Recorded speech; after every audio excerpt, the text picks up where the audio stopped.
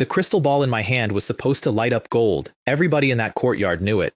2 minutes earlier, my homeroom teacher had read the number out loud with her voice shaking like she'd seen a ghost. Potential value over 3,000. A South City record. The kind of number that doesn't just get you into the Warsoul Pavilion, it gets the Warsoul Pavilion to send a car. So 2,000 people leaned in to watch history, and the ball lit up a soft, apologetic little blue. Class determination complete. Basic combat class. Archer. Dead silence. The good kind, if you're into public executions. A pale green bow and arrow tattoo faded onto my wrist, the most ordinary mark a person can awaken. On a good day, on a nobody, it's a fine result. On the genius who just cracked the testing machine wide open, it landed like a punchline the whole city had been waiting 3 years to hear. Somewhere in the front row, the mayor had come specifically to see me. His face went the exact color of a man who drove across town for a movie that got cancelled. Impossible. Archer? This is the 3,000 genius? Someone up in the stands wasn't even trying to whisper. Sigh.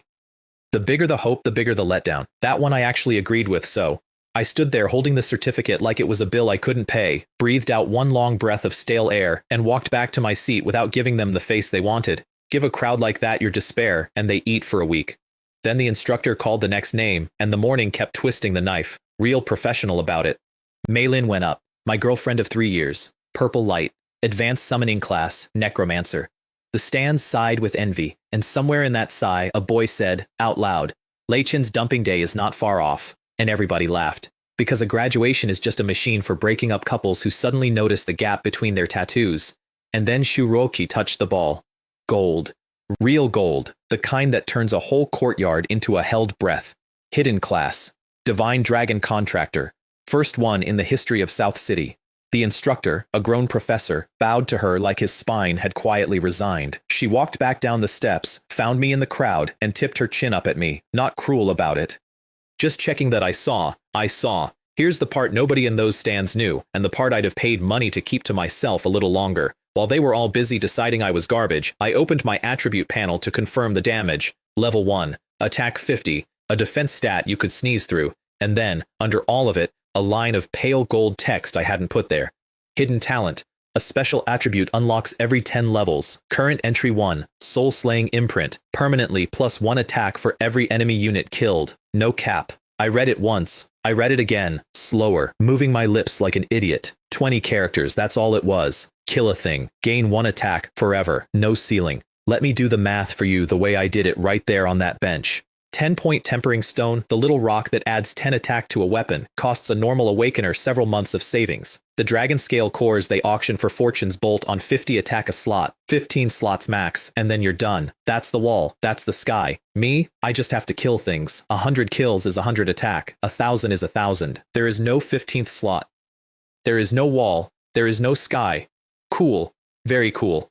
Love that for me. I sat in the middle of 2,000 people who just filed me under trash, and I had to physically stop my mouth from doing something that would have gotten me committed. My phone buzzed. Little sister. Bro. I'll be Archer's sister someday. So hyped just thinking about it.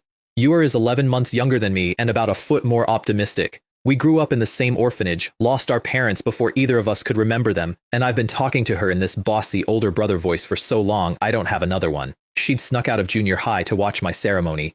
Her plan for next year was to awaken some support class so she could stand behind me and shovel buffs, and she was telling me this like it was the best plan anyone had ever had. I looked out at the crowd trying to spot her navy uniform, couldn't, and typed back, "You skipped class for this? Your homeroom teacher's going to skin you."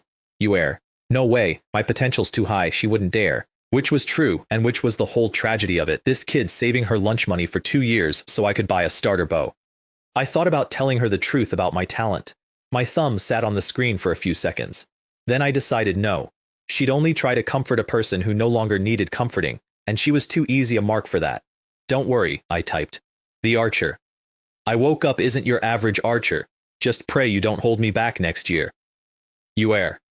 Humph. Even if I hold you back, you still have to take me. Oh no, the grade head is coming. Gotta run. Good luck, bro. I put the phone away smiling, which is a strange look on a man the whole city just cancelled, and I went to go find my girlfriend. Mei Lin saw me coming from across the emptying courtyard and turned her head like a store camera catching a shoplifter. I know that face. 3 years. I know all her faces. and that one meant the decision was already made and she just needed me to make it easy. So I made it easy. I walked right past her. Lei Chen, we need to talk, she said to my back, because of course now she wanted to talk.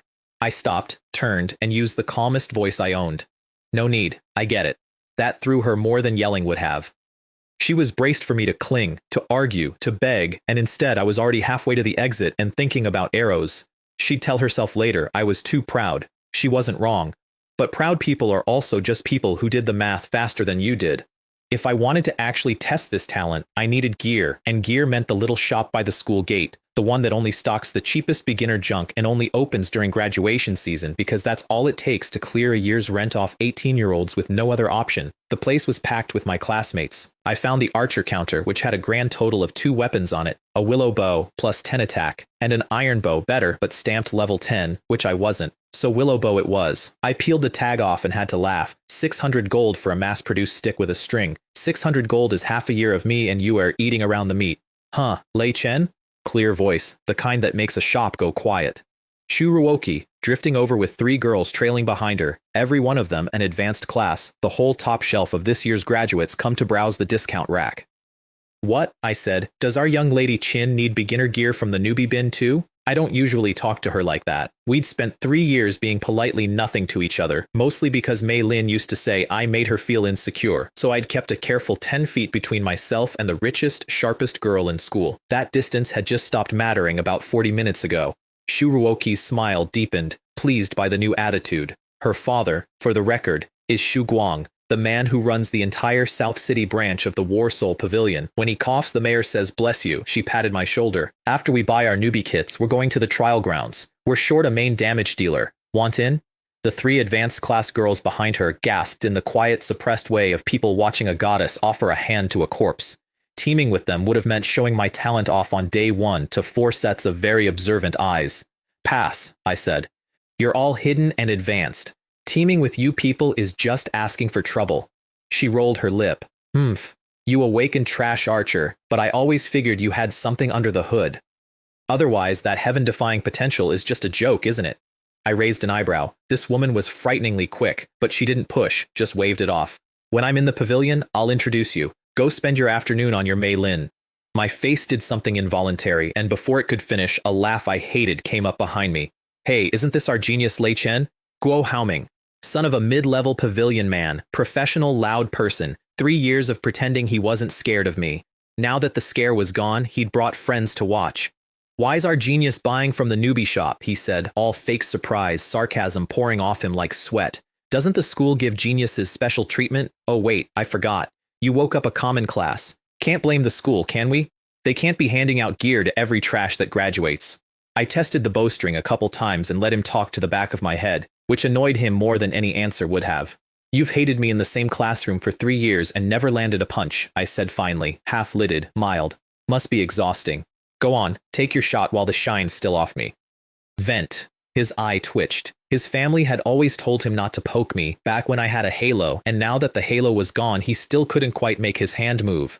Shuroki cut in, cold. You're the arrogant one, Guo Haoming. He didn't touch you, and you come over baring teeth. Who exactly are you trying to scare? He didn't dare snap at her, so he snapped at me sideways, the coward's angle.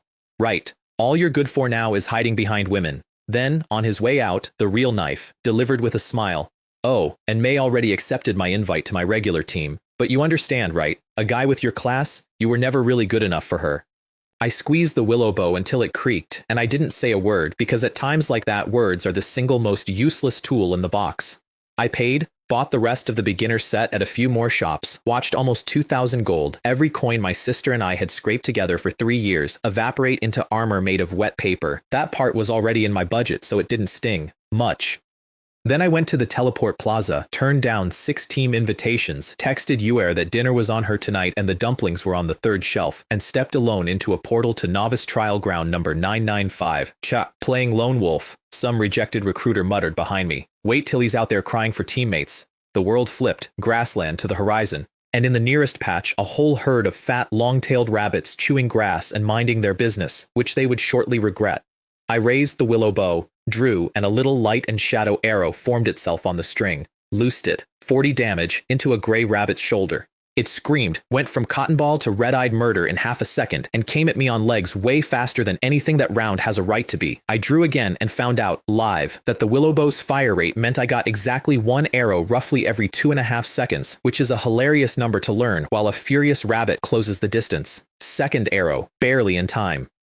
Then the thing was on my foot, showing me 2 big gleaming front teeth, and it bit my brand new 400 gold boot clean through. -13. Turns out the pain is real in this data-driven world. They just forgot to mention it in the brochure. I cursed, kicked it off, put one more arrow through it, and stood there breathing hard over a dead rabbit and a ruined boot, my whole starter kit already 1 bite poorer. First monster. Not exactly the demo reel I'd pictured, but I opened the panel anyway because I had to know. Attack, 51. There it was. 1 rabbit, 1 attack, permanent, forever. The number had moved. My understanding of those 20 little characters had been exactly right.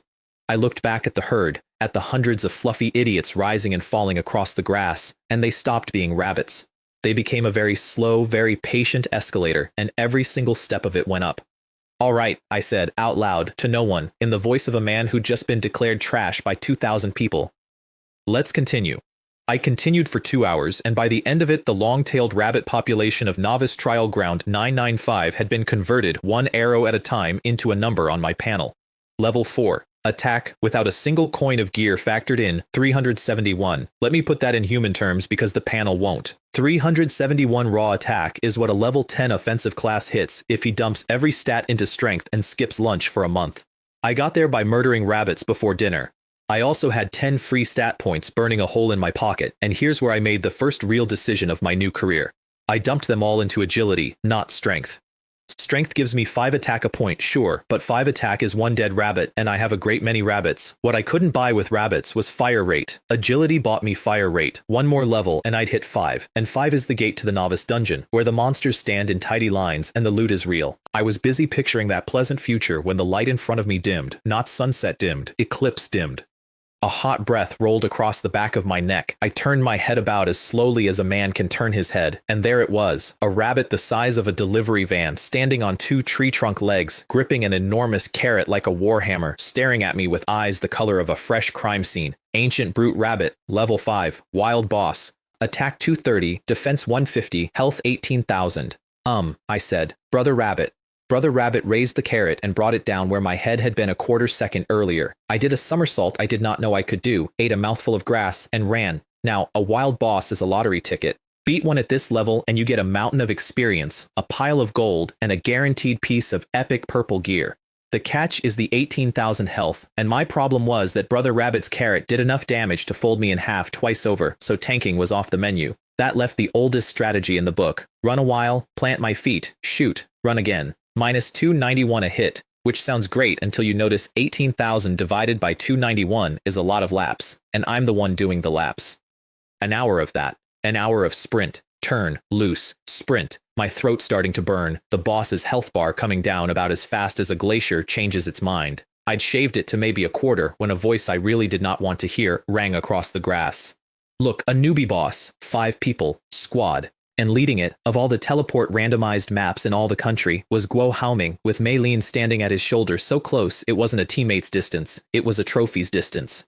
Lei Chen, Guo Haoming crowed, sliding an arm around Mei Lin's waist for my benefit. I have to thank you. 2 great gifts in one day. One of the gifts, obviously, was the girl. Subtle guy.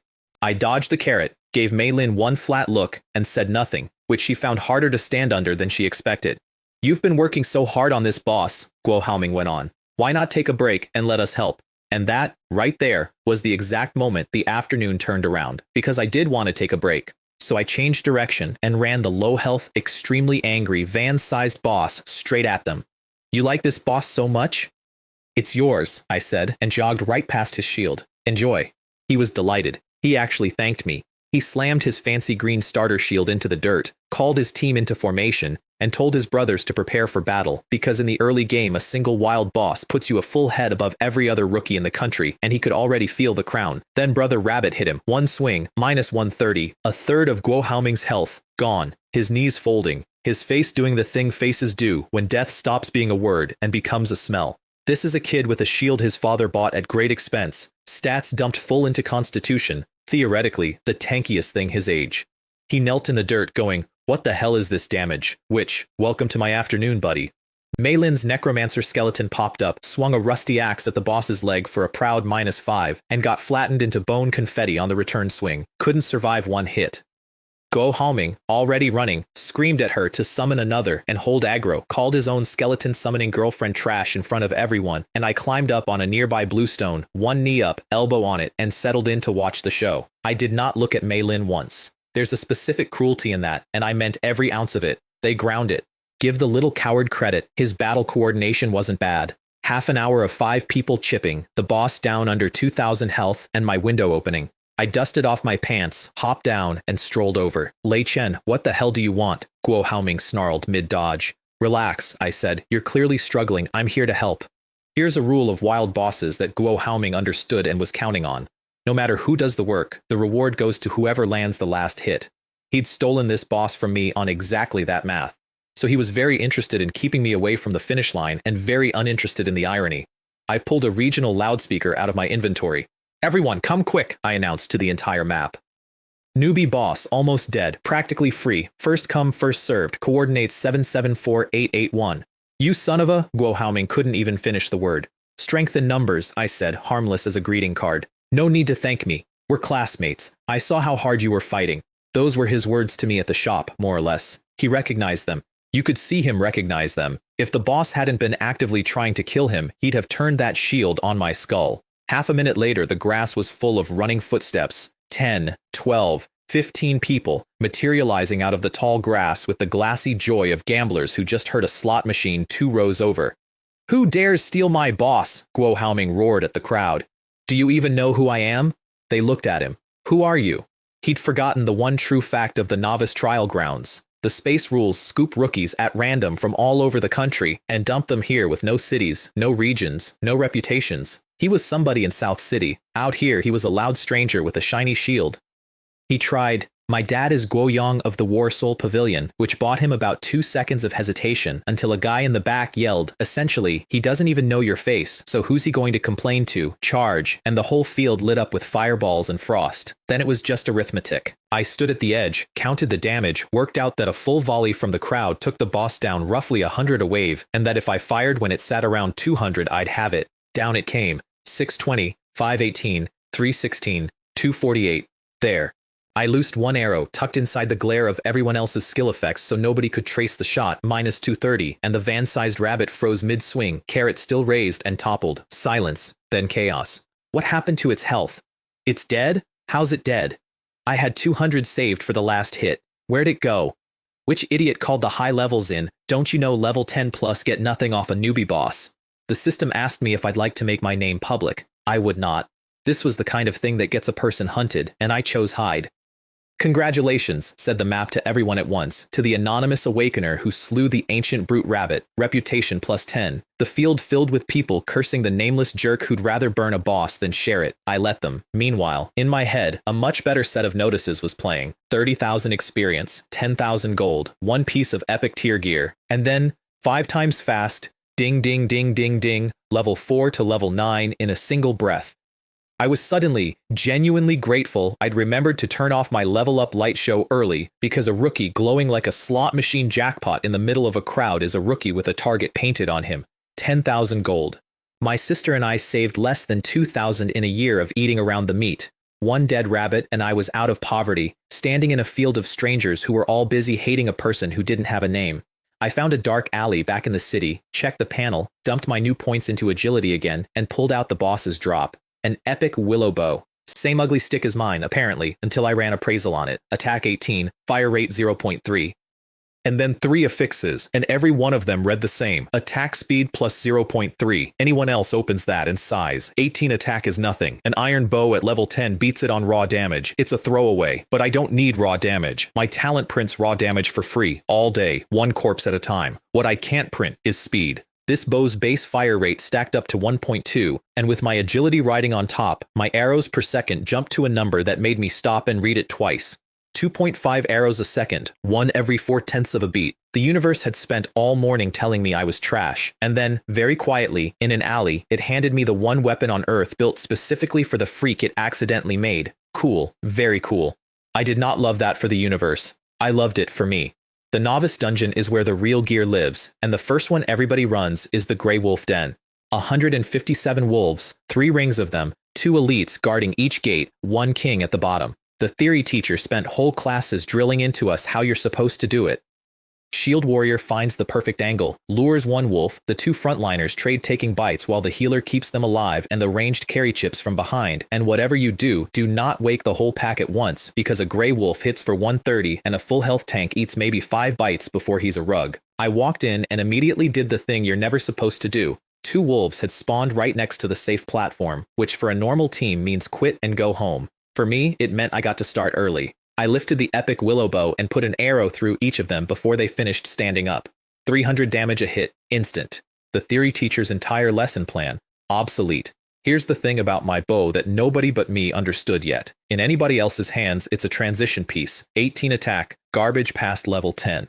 But the weapon stat doesn't matter to a man whose attack climbs forever on its own. What mattered was the speed, and the speed was obscene.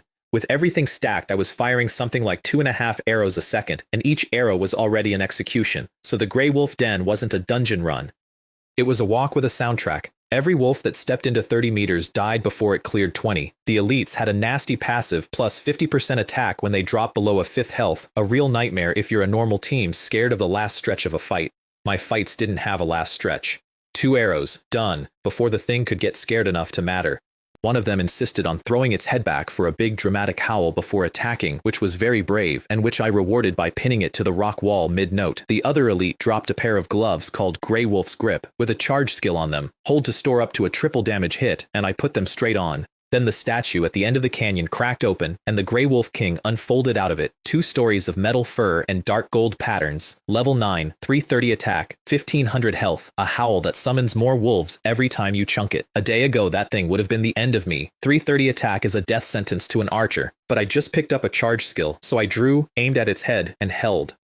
The gloves gathered light, dark gold building on the arrowhead, and the king stood there scratching the ground with its claws, some human unease crawling into its eyes, unable by the rules to charge me before I was ready. 4, 3, 2, 1. I let go, and the whole canyon lit up gold, and the king of the Grey Wolves went down so fast it never got to howl. It dropped a spirit contract ring, a summoner item, blue rare. Perfect gear for a necromancer, perfect gear for the girl who dumped me this morning, which was a joke the universe decided to tell entirely for its own amusement. I put it away to sell. I ran the numbers walking out. 9 white items, 2 good ones, 1200 gold, and I'd blown from level 4 to 9 to almost level 10 in an afternoon and a bit. School and government stipends had paid me 300 gold a month, and now that I'd awakened Archer instead of a hidden class, those stipends were about to dry up. My sister was going to be alone in this city when I left for university. She was not going to spend one more day worrying about money. That thought sat heavier on me than the boss had. I stepped out of the exit portal, and there were the 4 goddesses again, Shuruoki's crew, still stuck at the door, assigning who tanks what. Shuruoki blinked. I'd been inside about 10 minutes. The tall one, Wang Meili, smiled and prodded her. Lei Chen, amazing. First in the whole class into the novice dungeon. Share some tips. Ruoqi was really worried watching you go in alone. She got an elbow for that. The glamorous one, whose name I never learned, went straight for the throat. Tips? He was in there 10 minutes. What's he going to teach us? How to fail? I already cleared it, I said. The smile on Shuroki's face froze halfway. Cleared it. Solo. 10 minutes. I could see her doing the math and refusing the answer, so I shrugged, didn't explain, and turned around to go back in for a second run. I was thinking about dinner, honestly. Frozen dumplings every night isn't good for a growing kid, and if I did one more lap, I'd have enough to cook something real. Behind me, Shuroki's phone rang. It was her father. I know it was her father because I found out later what he said, and what he said was, the South City Novice Dungeon clear record just broke. 17 minutes and 36 seconds, solo, and the standing record, 42 minutes, had been set by a flawless level 9 team of 5 who prepped for days and spent most of that time on the boss, and the national best in the entire Dragon Kingdom was 35 minutes and 8 seconds, by a full team. Xu Guang, a man not known for losing his composure, told his daughter 3 things. Keep this quiet, tell no one but him, and swear her 4 teammates to silence on pain of prosecution. Then he hung up, sat alone in his villa on the edge of the city, and started tapping the coffee table in the specific rhythm of a powerful man who has just felt the ground move. Then he called a subordinate and said, "Get me everything on a Nanshi No. 1 graduate named Lei Chen on my phone within 10 minutes. I, meanwhile, was murdering wolves again. Second run, and this time the dings didn't stop. 2,400 gold, a fresh stack of gear, and then the notice I'd actually been waiting for. Level 10. New skill, split arrow. Every basic attack forks into 3, 60% each, 30 seconds a pop, 5-minute cooldown. On a normal fragile archer, that skill is a liability because pulling 3 monsters at once is how a fragile archer becomes fertilizer. On me, with this fire rate and this attack, it turned every second into a small hailstorm. And then, because 10 is a milestone, the second entry on my hidden talent lit up. Current entry 2, War Breath Barrier. 5 minutes out of combat, gain a shield equal to your attack value. When the shield breaks, deal 100% of your attack as damage to everything in range.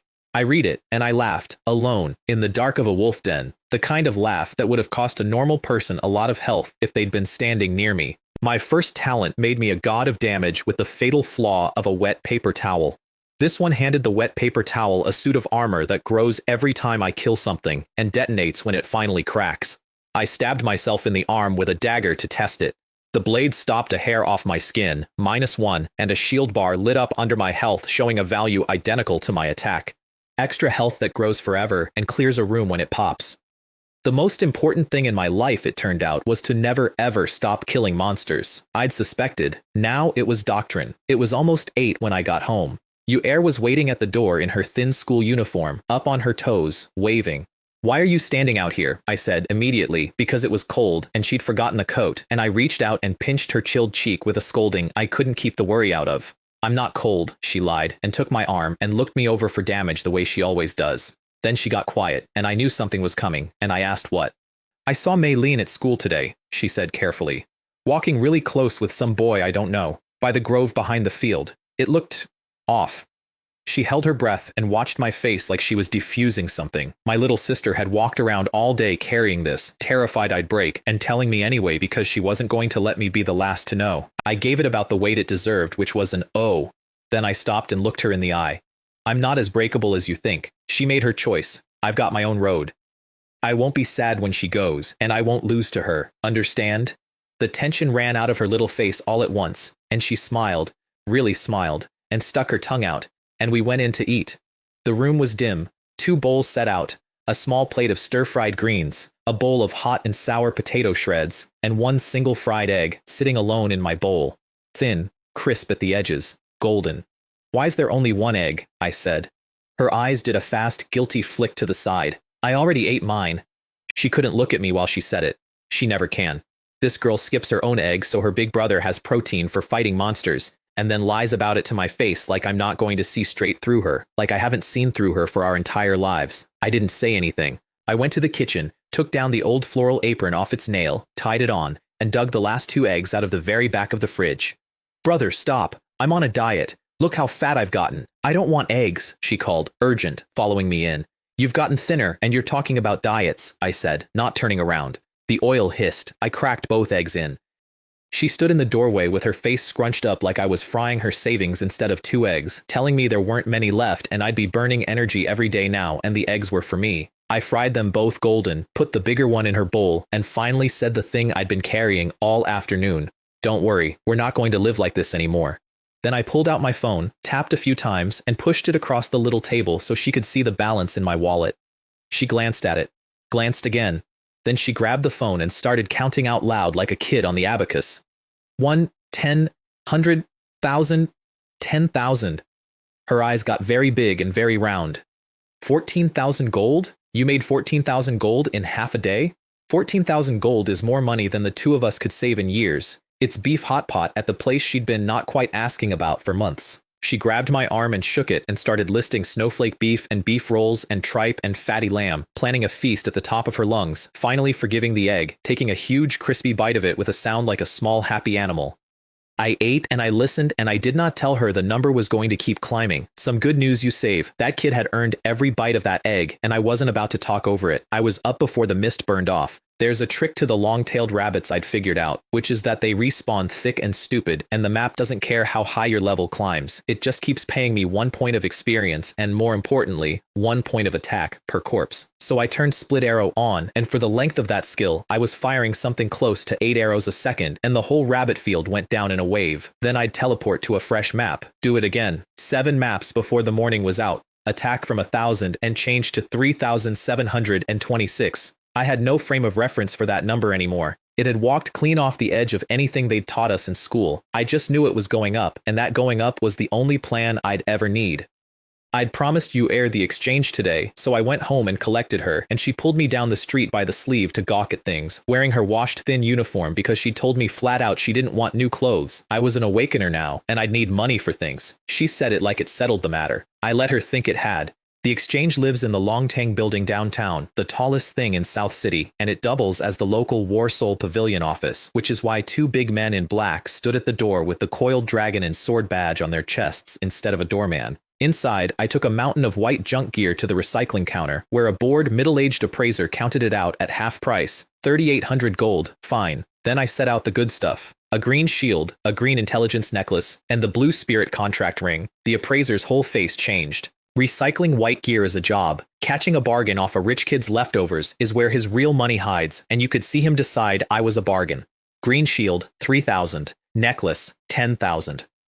Then he picked up the ring, ran his appraisal, and his throat bobbed hard once before he smoothed his voice back down and offered 30,000 for it. 30,000 for a level 1 ring. I hadn't lived long enough yet to know its real value, but I've been poor my whole life, and poor teaches you one thing perfectly. A man only sweats over a number when the number is smaller than what he knows it's worth. I took the 2 greens money and told him I'd think about the ring. He jumped to 50,000. I put the ring in my pocket and said I'd think about it. While I was doing that, my sister was on the other side of the shop finding trouble on her own. I heard the boy before I saw him, some spiky-haired kid in a designer tracksuit, and by the time I got there, he had her arm in his hand, hard, backing her against a display case, saying, "Aren't you afraid your subsidy gets cancelled? Don't you care about your brother? Without the subsidy, he can't even afford tuition." Here's the thing you should know about my sister that I only learned that day watching from across a room. With me, she's a soft, well-behaved kid. Without me, she is a razor.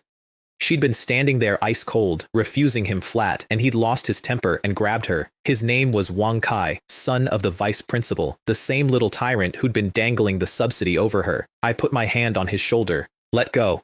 Get lost. Do you know who I am?" he said without turning, and slapped at my hand. I said it one more time, and I meant it differently, and then I squeezed. A level 10 awakener with points and strength versus an unawakened teenager is not a fight, it's a chore. His knees buckled, the bones in his shoulder made a sound I felt more than heard, sweat popped on his forehead, and I leaned down next to his ear, apologized to her.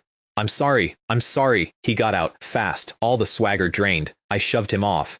"Next time, you can forget about the arm." He staggered up cradling it, and instead of running, he looked at me and Yu standing close, and his eyes lit with jealousy, and he said, "And I want you to appreciate this. Do you know who I am? How dare you steal my woman, his woman?" I looked at my little sister, the one in the washed-out uniform who steals my nightmares away by frying my egg, and I had to physically hold a laugh behind my teeth. "Go on," I said. "Tell me who your father is. Scare me." He couldn't process a person who wasn't scared. He gathered up the last of himself, promised me I'd find out what his methods were, and left, and I watched him go with none of the amusement left in my face, because vice principal or not, nobody who touches my sister gets a second unpunished pass. Then I turned around and cuffed the back of her head, gently, furious. "You were cornered. Where'd your quick mouth go? Why didn't you yell for help?" She fixed her hair and pouted. "Yelling for help is embarrassing. I don't believe he'd dare do anything in public." Okay, I was wrong. Next time I'll yell. And if that doesn't work, I'll sit on the floor and throw a tantrum. Happy? "That's not. We already threw away all our dignity today anyway. Might as well go all in," she muttered, and I rolled my eyes and steered her toward the door before she recruited a crowd. That's where Shuroki found us, sailing in through the main entrance, telling me it's a bad habit leaving girls behind while you shop, her eyes going straight past me to Yu. My sister lit up. "It really is Senior Chin," she said, and told her the entire girls in our class idolize you. And then, God help me, it'd be so great if my brother found a girlfriend as pretty as you. And I inhaled my own spit. I clapped a hand over her mouth and apologized. Shuroki raised an eyebrow and asked if I was implying she wasn't pretty, which is a trap with no exit, and I changed the subject like a man kicking out a window. She was there on business. Her father wanted to see me. Shu Guang, the man who runs the South City branch of the Warsoul Pavilion, whose word outweighs the mayor's. A day ago, when I still wore my halo, a summons from him would have made sense. Now I was a common archer, so I turned it over looking for the trick. Had someone found out about my talent? Impossible. Unless I flashed my own panel, and in this data world, a person's stats are theirs alone, unreadable without consent.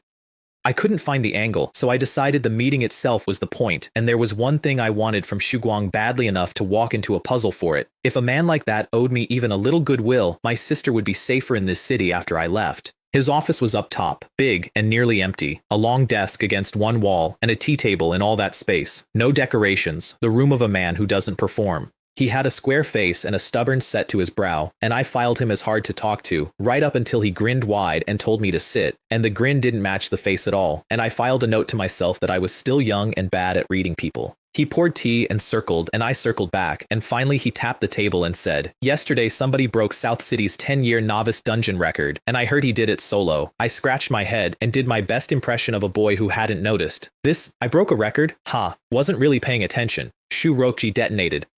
She'd led 4 advanced class teammates and ground for 2+ hours and hadn't even dared touch the boss, and here I was pretending I hadn't noticed, lapping the whole thing solo, which was the point. I needed Guang to want me, and you don't make a man like that want you by begging. You make him want you by being the one thing he can't quite explain. So I let his daughter go red in the face, threatening to have her dad help her beat me up, and I let Guang ask, mildly, if he could see my weapon. He appraised the epic willow bow, praised it, then set it down and said the thing I'd been waiting for him to arrive at. But a top weapon alone couldn't break a record nobody's touched in 10 years. There it was. He knew there was more. I stopped clowning. What I awakened really was an ordinary archer, Uncle Chin. But my potential isn't decoration. It just doesn't show up in the class.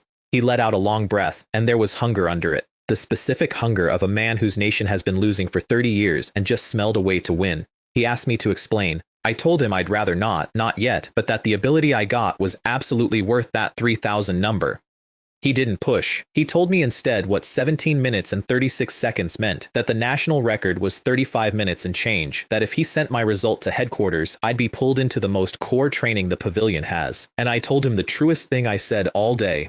I understand the tallest tree catches the most wind. In that little school, I ate 3 years of quiet knives just for a big number. But at least those were kids and their nasty little tricks. Before I can protect myself, I'll perform. I will never show all my cards. He laughed, big, and said for my age that mindset was frightening, and that if I ever had trouble, I could come to him. That was my opening, and I'd been waiting for it. I picked up my tea, said thank you, downed it, and then, watching him drink his, said, "Uncle Chin, I do have one small favor." He was stunned for a second, and then he saw the look in my eye and knew he'd been played and pointed a finger at me and told me to just say it. I put down the cup and pointed at the girl beside me. "This is my sister, Yuer. I'll be leaving for university. Look after her when I'm gone." He blinked. "That's it?" You could see him wanting to crack open my skull to look at the wiring, a Warsoul Pavilion branch head asked to babysit when he'd braced for a genius to demand the moon. Shuroki jumped in and offered to keep Yuer at her side herself, and Yuer switched instantly from Senior Chin to Sister Ruochi, quick little fox that she is. And then Guang, rubbing his forehead, asked which university, and I said Awakener Academy, and he raised his voice. "You still want to go to university? Come report to my examiners the day after your graduation ceremony." I'd been pre-selected, straight into the pavilion, no academy needed, no cards on the table. I asked, carefully, wasn't a common archer beneath the pavilion's standards, and he waved it off and told me to just get stronger before the ceremony and leave the rest to him. And on his way out of the topic, he let one heavy thing fall, almost by accident. "The road there isn't as easy as you think. Things in the Dragon Kingdom right now are not looking good." I asked why. He looked out the window and said I'd find out when I got there, and there was no point telling me now. I let it go. But I filed that one too, next to all the others. Shiruoki took us to lunch, and on the way out she got shy in a way that did not suit her face at all, told me I could pay her back with something other than money, and when I asked what, she went red and blurted, "Take me to level up." I said sure. Then I asked why she was being so weird about it, and she glared and said, "I clear a whole dungeon in 10 minutes. Is it so strange that a person might want to carry?" And I said, "No, it's fine. I just thought from the build-up you were about to ask for a dowry," and she nearly put her handbag through my head. Then I remembered the small problem. "Ah," I said. "There's an issue." "What issue?" "I can't get into the novice dungeon anymore." She froze, and the color on her face went the other direction entirely. You mean you're already level 10? I nodded. From awakening to right then, about a day. Her team, running flat out with a hidden class carrying it, was level 7. She stared at me with her mouth slightly open, and I watched the same 4 words scroll across her eyes over and over, the way they scroll across anyone's the first time. This guy is cheating, but she'd come prepared.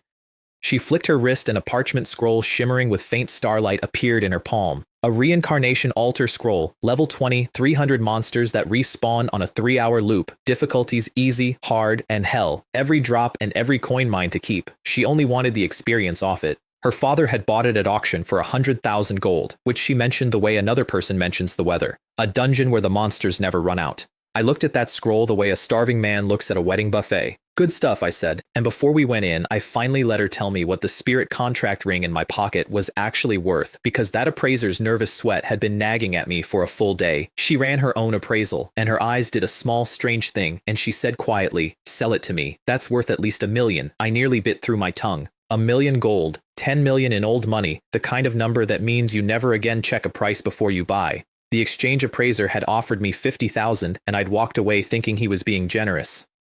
Poverty really does put a ceiling on the imagination. You can't want what you've never once let yourself picture. I looked her dead in the eye until I was certain she wasn't playing me, cursed that appraiser silently and thoroughly, and then, because she'd been decent to me all day and hadn't had to be, told her to just give me 800,000 for it. A minute later, Xu Guang had wired the full million into my account anyway, with a short note that the Qin family did not want me taking a loss on their account. My sister watched this entire transaction from the side and quietly concluded that I'd just pressed a love token into a rich girl's hand and gave me a small, discreet thumbs up, and the two of us stood there comforting each other about two completely different things in two completely separate dimensions. The altar was a cave the size of a football pitch, a small stone altar in the middle of it, and a herd of level 15 wild boars snorting around the steps, 420 attack apiece. I picked hard mode. Shuruoki went pale and said her summons couldn't survive hits like those and asked, seriously, what we were going to do, and I told her to just stand behind me and not wander off. Then, before I could step down off the platform, she called out, took a breath, traced a rune in the air, and the space behind her tore open, and a crimson dragon a full 2 meters tall climbed out of the rift, scales like flowing lava, wings veined through with magma, steam curling off its back. "This is your summon?" I said, and I'll admit I was openly jealous. "His name is Little Red," she said, and then came the part that made me actually stop and stare. It could level up. Every 10 levels she gained, she'd summon one more dragon of a new element, and each one grew over time like a living thing, not a disposable skeleton you throw away after a fight. Her class wasn't a summoner at all, she was a dragon rancher. I thought about my own hidden talent and hers, and reflected that the awakening ceremony really had misfiled the two of us on the same afternoon. Then I stepped off the platform, and the boars charged from every side at once.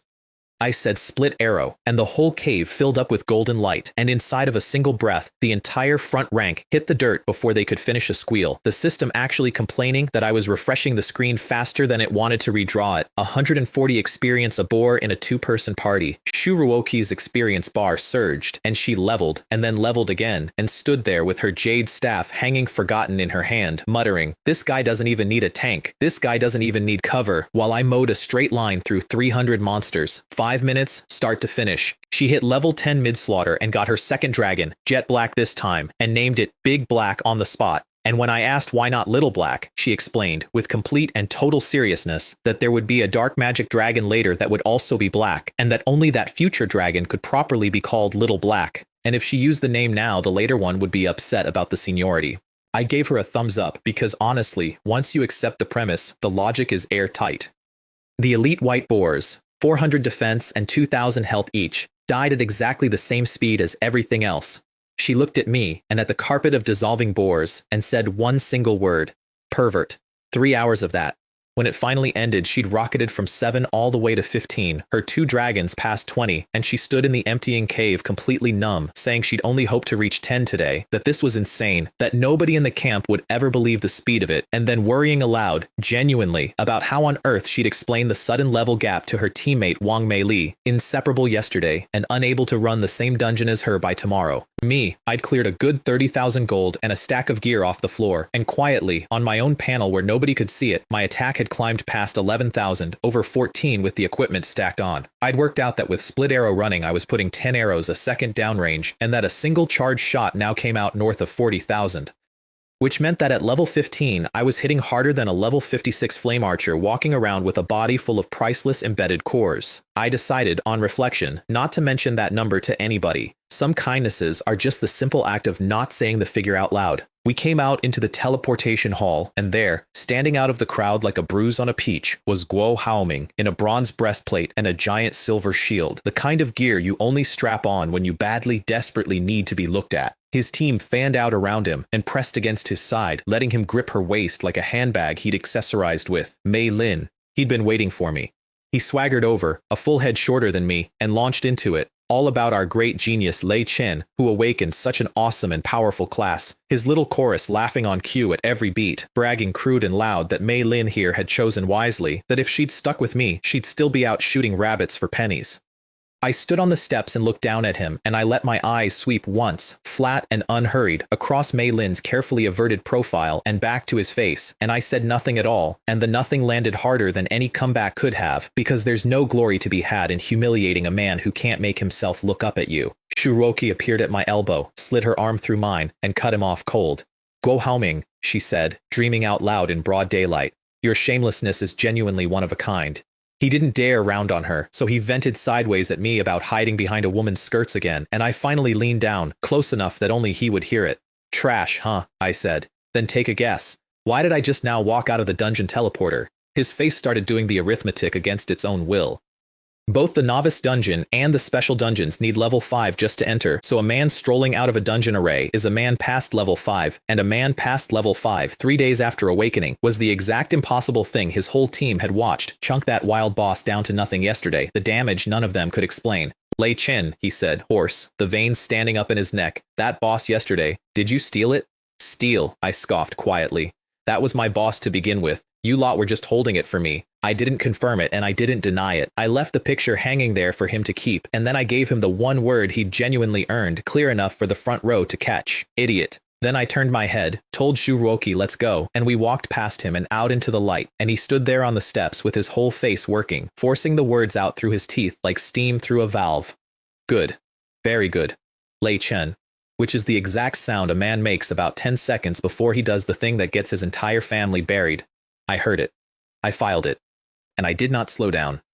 Outside, in the last of the sunset, Shuroki slid her arm out of mine, careful about it, like she was only fixing a sleeve, and told me not to misunderstand. She'd linked arms purely to make those idiots angry. I said I know, thank you. She looked oddly let down that I'd taken it so cleanly, then puffed herself back up to her usual chin-in-the-air self, and informed me that a spoken thank you was insufficient compensation for the reputation she had just sacrificed on my behalf.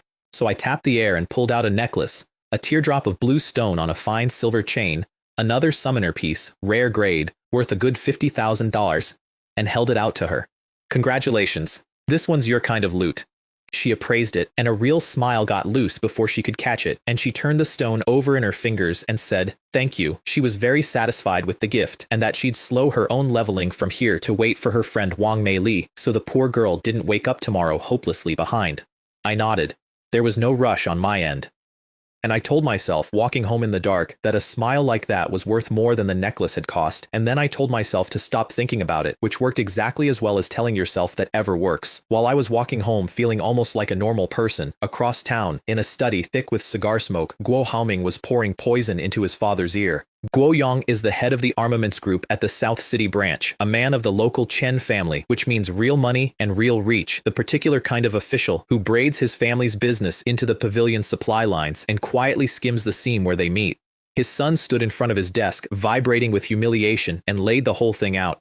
A trash-class archer who'd hit a wild boss for over 200 a shot when Guo Haoming's entire 5-man team couldn't scratch its health bar. There was only one explanation a boy that dim could reach on his own, and he reached it and said it out loud with total confidence. No level restriction equipment, legendary gear that ignores level requirements entirely. The kind of thing that mostly lives in stories, the kind that turns a penniless nobody into a god overnight and gets whole factions killing each other for the right to own it. Guo Yang's pupils shrank down to points. He knew exactly what those words meant. And he looked at the picture his son was painting. An orphan, powerless, no family, no backers, sitting on a treasure. And he did the ugly little sum that men like him always do. A nobody with no one standing behind him, holding a fortune he couldn't possibly defend. That wasn't a problem. That was a gift from heaven with a bow on it. He told his son to sit tight, keep leveling, and above all, not to move on Lei Chen himself. As long as the treasure stayed in the boy's hands, Guoyang said, it would become theirs sooner or later. And an orphan who'd awakened a trash class quietly disappearing one night in South City. Who exactly would ever think to ask a question about that? I, of course, knew none of this.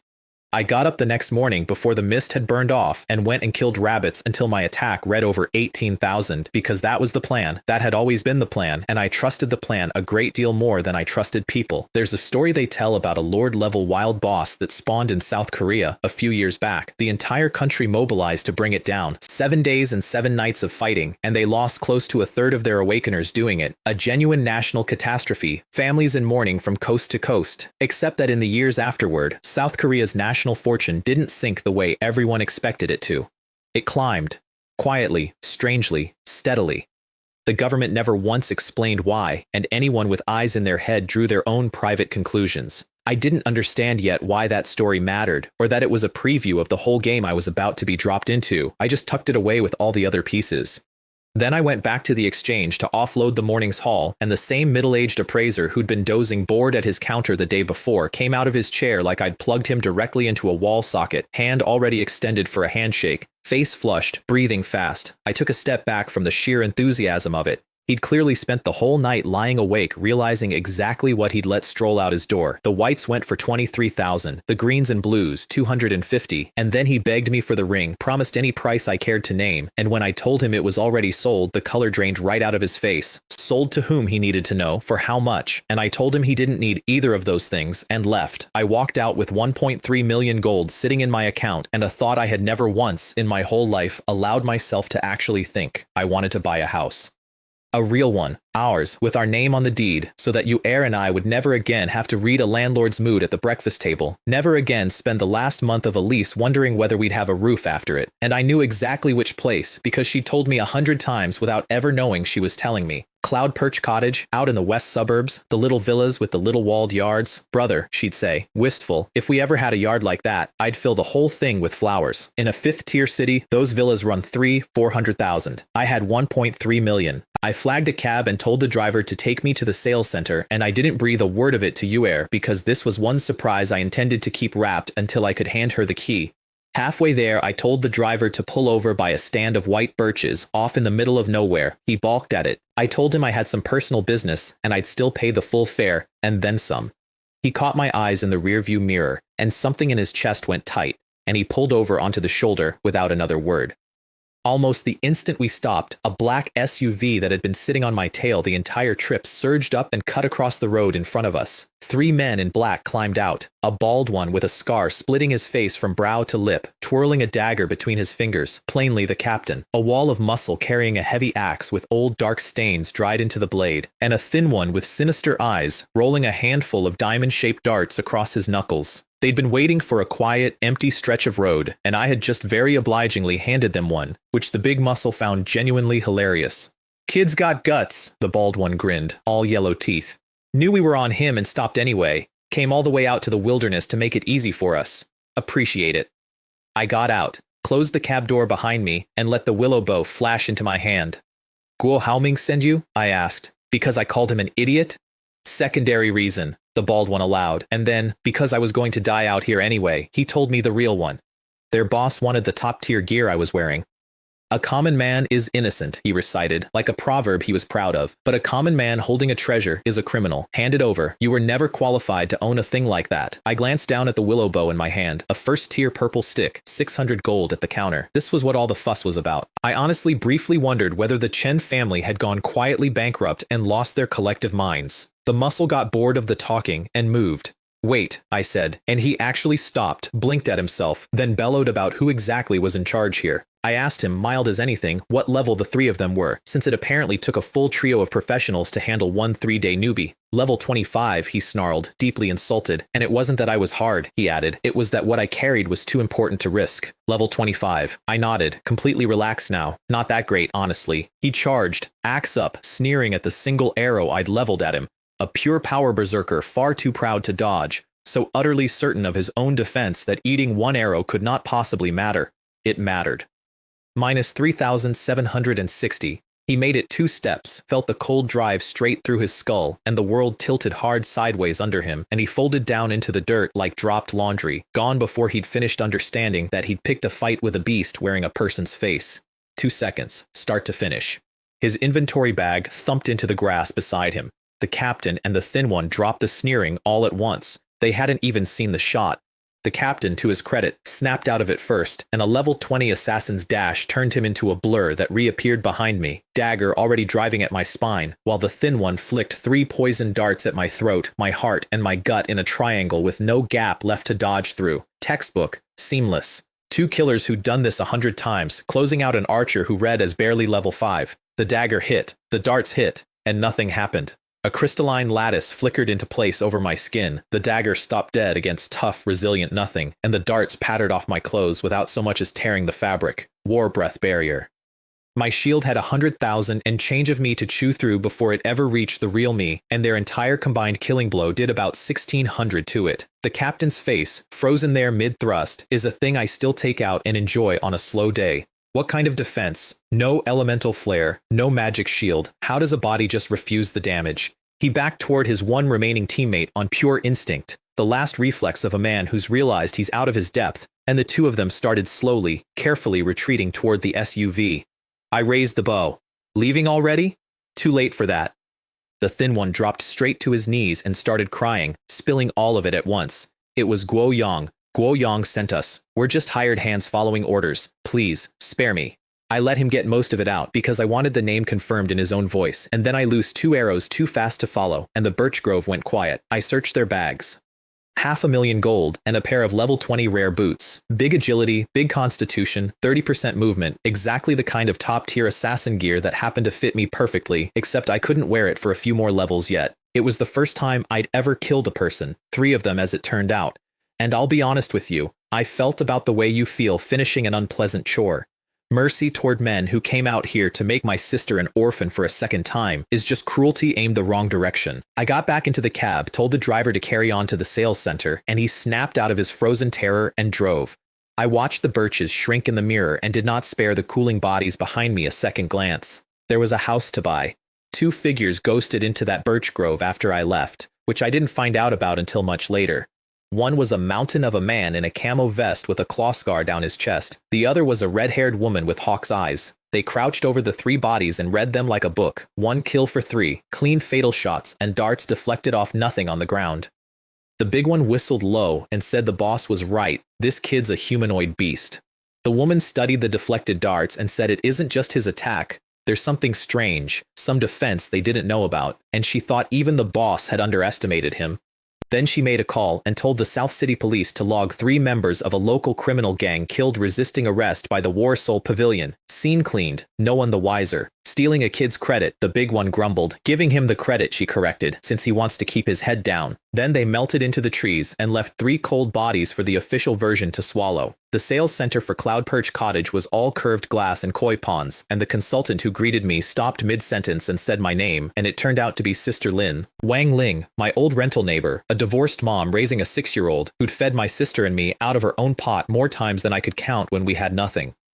She used to work retail. Now she was here, and she leaned in and whispered that the cheapest thing in the place started in the tens of thousands, worried for me the way she'd always been.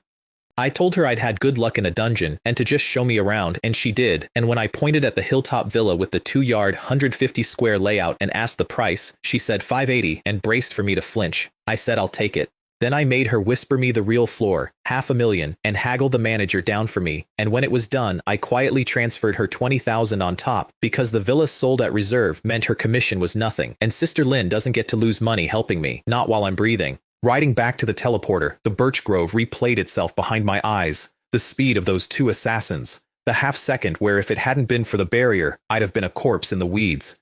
My fists closed on my knees on their own. Guo Haoming. That debt was going to get settled. Then Xu Guang called, warm as anything, inviting me to dinner, said 2 friends wanted to meet me, bring you air. I said of course, and spent the rest of the afternoon turning myself into a machine, shooting rabbits until my attack passed 27,000 because a man who's just survived 1 assassination stops trusting the plan to be enough and starts making the plan bigger. Across town the Chen study was very quiet, the 3 phones didn't answer. Then the call came. and Guo Yong learned his 3 veterans were dead in a birch grove, tagged as a gang killed resisting the pavilion. He smashed a priceless vase against the wall, screamed about 3 useless bastards who couldn't handle 1 newbie, and then the cold official part of him took over because murder is a serious crime, and murder of a fresh graduate by a pavilion man is a career-ending one. He told his son to drop it, level up, stay clear. And when the boy asked about the girl at his side, Guo Yong asked her surname, and Guo Haoming laughed and said it didn't matter. She was a plaything he could throw away whenever. I mention that only because Mei Lin couldn't hear it, and someday she would very much wish she had. Dinner was at Wangjiang Tower, the most expensive place I'd ever set foot in, 30,000 gold minimum for a private room, river view, waiters gliding around in a cloud of perfume. Except the same night, in the same building, was Wang Kai's birthday party, which is the kind of coincidence the universe arranges purely to keep things interesting. My sister and I hadn't even reached the elevator before a girl in a royal blue gown swayed over trailing 2 friends in a wall of perfume, and cooed, "Isn't this our class's beauty among commoners, Lei Yuer?" Liu Feng, the one who'd started the trouble. She and her chorus took shots at my sister's plain floral dress, said she'd come running because she heard Wang Kai was in a good mood, hoping to get noticed and upgrade her shabby little life. My sister, who had been an ice pick her entire life whenever I wasn't looking, tilted her head, put on a smile sweet enough to rot a tooth, and said, "Oh, it's Wang Kai's birthday. You're his simps, here to celebrate. I'm not. Keep your favor to yourselves." A passing waiter choked on a laugh. Liu Fang went the color of raw liver. Then Wang Kai himself arrived, in designer casual, saw my sister, and something possessive slid across his face. He said he was glad she came, it meant she still cared, and reached for her wrist with, "Spend the night with me, and I'll let bygones be bygones." I slapped the reaching hand away hard enough to make him yelp, my face empty, my voice not. "Seems you didn't hear a word I said the other day. You don't want your hands anymore?" He rubbed his wrist and sneered that I was just her trash class brother putting on airs, that his father, the vice principal, could end my future with 1 word, that since I'd delivered my sister to him personally, I might as well drop the wounded pride, so I slapped him. Once across the face, slow, with a lot of weight behind it, 5 red finger lines and a thread of blood at his lip. "Stay away from my sister." He shrieked that a trash dared hit him, and named his father, Wang Dexin, like a spell. I slapped the other cheek. His head snapped, stars in his eyes, both hands coming up to cradle his face, which honestly made him look like a bashful girl. "Stay away from my sister," I said again, leaning close. "Even if your father were the mayor, he's not worth mentioning to me." That's when Wang Dexin himself came charging across the lobby, belly first, roaring about how dare I commit violence in public, assaulting his son, utterly lawless. He got up in my face, spitting, threatening to make sure I never passed the gate of the lowest Awakener Academy, to bury my sister at the school. Do I believe him? He knew his audience, or thought he did. For a poor student, the academy is the only door out, and that threat had never once failed him. My brows did knit slightly, and his arrogance swelled, and he started deciding whether to make me kneel or slap myself. What he didn't know was that the academy meant precisely nothing to me anymore, and that my sister's safety was the only soft spot on my whole body, and he'd just stuck his thumb in it. I looked up at him with a cold little smile. "Awakener Academy? That threat is a joke to me." He choked, went purple, started screaming for security, screaming to call the police, screaming about intentional assault and life in prison. 2 guards pushed reluctantly through the crowd toward me, and I was tensing to make a decision I'd regret, when a rough, amused voice cut across the whole thing. "Wow, lively in here. Putting on a show?" The crowd parted, and there stood a man and a woman. The man wore a camo t-shirt, his muscles were trying to escape, an animal claw scar running from collarbone into the shirt, an unlit cigarette in his teeth, sizing up Wang Dexin with open contempt. The woman had fiery red hair and a high ponytail and eyes like drawn knives. I didn't know them. I had no idea, standing there, that these were the exact 2 who'd knelt over 3 bodies in a birch grove that afternoon and decided I was a beast. Wang Dexin, seeing 2 casually dressed nobodies, made the last dumb call of his evening and ordered the guards to throw them out. The big one grinned, strolled up, and lit into him about being a teacher who threatened students in public over a common class, said his ideology was so rotten even dogs wouldn't eat it. The red-haired woman stepped up beside my sister and me, cold as a blade, and told Wang Dexin that this student was protecting his sister from harassment, that abusing his power and spewing filth was the disgusting thing here. Wang Dexin sputtered, "Do you know who I am?" And the big one picked his ear and said, "Sure, you said it, vice principal." Terrifying. Then the maitre d' came off the elevator, bowed to me, and said, "Mr. Xia, your guests are waiting in the private room." She looked straight through Wang Dexin's ashen face, told him if he kept causing trouble, security would remove him because Mr. Xia was a distinguished guest of Wangjiang Tower. Distinguished guest. Wang Dexin ate here all the time. The only way that maitre d' spoke to him like that was if whoever I was dining with outranked him by a mile. I took my sister's hand, gave Wang Dexin one flat glance, and stepped into the elevator, and the big man and the red-haired woman, exchanging a small, meaningful smile, followed us right in. Inside the elevator, I thanked them for speaking up. The big one waved it off, said what he hated most in life was bullies writing their father's names. He wanted to slap every one of them. My sister piped up that Wang Kai had gotten a classmate expelled last term by twisting the truth, and the big one spat and cursed and then rubbed his chin like he wanted to say something and thought better of it. The doors opened. The maitre d' gestured me toward the Guanlin private room, and I turned to say goodbye, and found the two of them following me out. Coincidence, I said. You're on this floor too? The woman started to say it wasn't exactly a coincidence, and the big man cut her off, slapped an arm around my shoulders, introduced himself as Zhou Wei, and cheerfully strong-armed me toward the private room, insisting that since I owed them a thank you, dinner would do, a simple meal, don't be shy. I did not want to bring two strangers into an important elder's dinner. I tried to refuse. He was already walking me through the carved door, which opened onto a room with a floor-to-ceiling river view, and sitting at the tea table sipping calmly, Xu Guang, with Xu Roqi draped sideways across a sofa, legs on the armrest.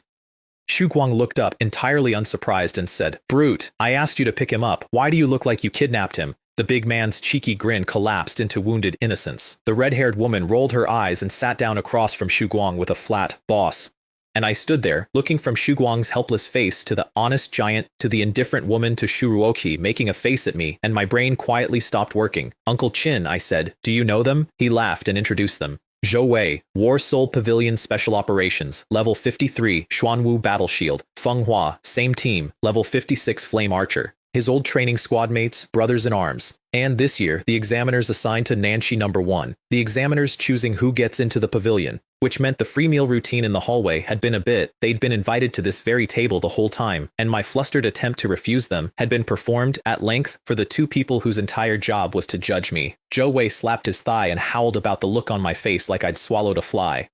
Feng Hua sipped her tea and observed that my adaptability was acceptable, but my skin was thin. I sat down and accepted that these two were going to be a problem. The food came in an endless stream, and the mood warmed. And then, a few rounds in, Xu Guang set down his glass, and the smile came off his face, and he asked whether I'd heard of the National Destiny War. I had, a little. A teacher had mentioned it once, and then moved on very fast. The way you move on fast from a thing that frightens you. So they told me the rest, the three of them, taking turns around the table, and by the end I understood exactly why nobody sits 18-year-olds down and explains it in full until the day they absolutely have to. Every 10 years, the world rules reach down and pull every nation on Earth into a single arena. Each country sends its 25 best fresh awakeners, 5 squads of 5, into a special map crawling with monsters and rival teams for 1 month to hunt and to plunder the energy crystals sitting in the monsters' cores. At the end of the month, the rules rank the nations by crystals taken, and the top 10 carve up 10% of the national fortune of every country beneath them. And national fortune is not an abstraction, not a line on a chart. It sets how many children awaken combat classes each year. It sets how much monsters drop, how much experience they give, how thick and how strong they spawn in the wild. Win, and your whole nation grows richer and faster and stronger, all at once. Lose, and they bleed you, and the bleeding leaves you weaker for the next war, which makes you lose that one too. A wheel that, once it starts turning downward, only turns down. And the Dragon Kingdom had failed to break into the top 10 3 wars running. 30 years ago, we had been a genuine power, and precisely because we were in one destiny war, several nations quietly agreed to gang up and slaughter our team in the field. 25 went in, 3 came out. Ever since, our fortune had slid, year over year over year, and the men sitting at that table had spent their entire adult lives fighting on a battlefield they called the Abyss, buying time with their own blood so that kids like me would have the chance to grow up strong enough to matter. Zhou Wei's fist came down on the table hard enough to make the dishes jump. "This year," he said, "is do or die. There is no turning back from another loss." And then his eyes settled on me like a physical weight, and he said, "Quiet. Maybe the hope of this war rests on your shoulders." Xu Guang and Feng Hua looked at me the same way, without pushing, without a word, and the whole bright room seemed to narrow down to a single point. I didn't dodge it. I told them the truth I was able to tell. That my attack was much higher than a normal archer's. That I wouldn't say by how much, but that if the country needed me for the war, I would go. "Give me 1 spot," I said, "and I'll do everything in my power to win the Dragon Kingdom a good ranking." Zhou Wei scratched at his hair, visibly frustrated at how much I was holding back, and gave up trying to pry the rest out of me. Feng Hua looked at me for a long, level moment and said that a talent worth hiding this carefully was a talent she found herself inclined to believe in, and formally invited Shiroki and me into the pavilion, onto the reserve team for the war, best resources, best support, final selection 6 months out. Then, because I am incurably nosy about numbers, I asked Feng Hua what her attack actually was. Level 56 Flame Archer, base 32,000, 40 plus with her class passive folded in. I asked how that was possible since even at 56 the number seemed high to me, and she taught me the thing that permanently changed the way I looked at my own cheat. After level 50, she explained, leveling barely moves your stats at all, so the top players stop climbing on levels and start climbing on resources instead. And for an archer, the resource is the Dragon Scale Crystal Core. 5 million gold apiece, a guaranteed floor price and never enough supply, 100 flat attack per core, 15 sockets maximum in any one piece of gear. She had a single bracer with 12 level 1 cores set into it, 1200 attack off one bracer worth 60 million gold on her wrist, and if you wanted a level 2 core worth 200 attack, you couldn't buy one. You gambled 3 level 1s on a 50-50 synthesis, and if it failed, all 3 were simply gone. That, she said, is the wall between a good player and a great one, and it is built, brick by brick, out of money that the rich have and the poor never will. I sat there nodding along, outwardly humble, inwardly gleeful, because everything she had just described, this entire towering cathedral of gold and risk and gambled fortunes that the top players build their power on top of, I bypassed completely by walking into an empty field and killing rabbits. No cores, no gambling, no wall. Given enough time and enough corpses, I'd blow clean past 40,000 attack in a single afternoon, for free. But you do not say that to a woman who spent a personal fortune on 12 little rocks, so I just said, mildly, that it sounded expensive. It is, she said dryly, and refilled her cup. The tender moment lasted right up until the door swung open and Wang Dixon walked in, wine glass already raised, all smiles now, dragging Wang Kai behind him, having heard downstairs that the branch head Xu Guang was dining here, and come up to toast him and beg an introduction to this year's examiners. He didn't recognize the backs of the 2 people at the table. He gushed at Xu Guang, called Wang Kai forward to properly greet Uncle Qin, and then his eyes swept around the room and landed on me, and out of sheer ingrained habit he told me to know my place, get up and pour drinks for President Qin and his distinguished guests, treat it as a rare opportunity to make myself useful, and practice a little humility. The room went strange and still. Xu Guang set his chopsticks down. Zhou Wei looked at Wang Dixon the way you'd look at a man who had just walked cheerfully off the edge of a roof, and Xu Guang said, quiet, with a hard floor underneath the words, Vice Principal Lin, are you instructing my guest on how to behave? Guest, Wang Dixon repeated, and the glass began to shake in his hand. Zhu Guang told him that Lei Chen was a distinguished guest he had personally invited, that Lin's own son had abused and tried to grab Lei Chen's sister downstairs not an hour ago, and that Lin had been a principal for so long he'd started to mistake himself for someone who mattered. Then he gestured easily at the 2 casually dressed people Wang Dixon had tried to have thrown out in the lobby and introduced them as this year's pavilion examiners, and asked whether what they'd both just witnessed downstairs was likely to bring good fortune to the Lin family ancestors. Zhou Wei slammed the table and informed Wang Kai that if he passed so much as one more word of gas, he'd throw him out the window personally to feed the fish, and the raw level 53 pressure that rolled off him as he said it buckled both Lins at the knee. Feng Hua let a single thread of blue flame flicker up at her fingertips and asked lazily whether the Lin family had somehow gotten the idea that pavilion people weren't fit to share a table at Wangjiang Tower. Wang Dixon collapsed to his knees and kowtowed and wept and dragged his son down onto the floor beside him, and Wang Kai, every scrap of his swagger gone the instant his father's spine left the room, blubbered, Brother Xia, forgive me, I beg you, I was blind. I looked at the 2 of them down there on the carpet and felt precisely nothing. Xu Guang sipped his wine and told Wang Dixon that as of this moment he was suspended and that the Education Bureau and the police would be reviewing the full history of his conduct in some detail, which, as branch head, he had every right in the world to arrange. Then Zhou Wei stood up over the puddle the man had become and said one word, get out, and they went, on their hands and knees at first, then scrambling. Xu Guang's warmth switched back on like a light, and he raised his glass to me and asked, was that fellow one of the reasons you asked me to look after you heir? He was one of them, I said, and clinked my glass against his, and outside the window, the river caught all the neon of the city, and my sister leaned her head against my shoulder, wearing a look I still don't have a good enough word for.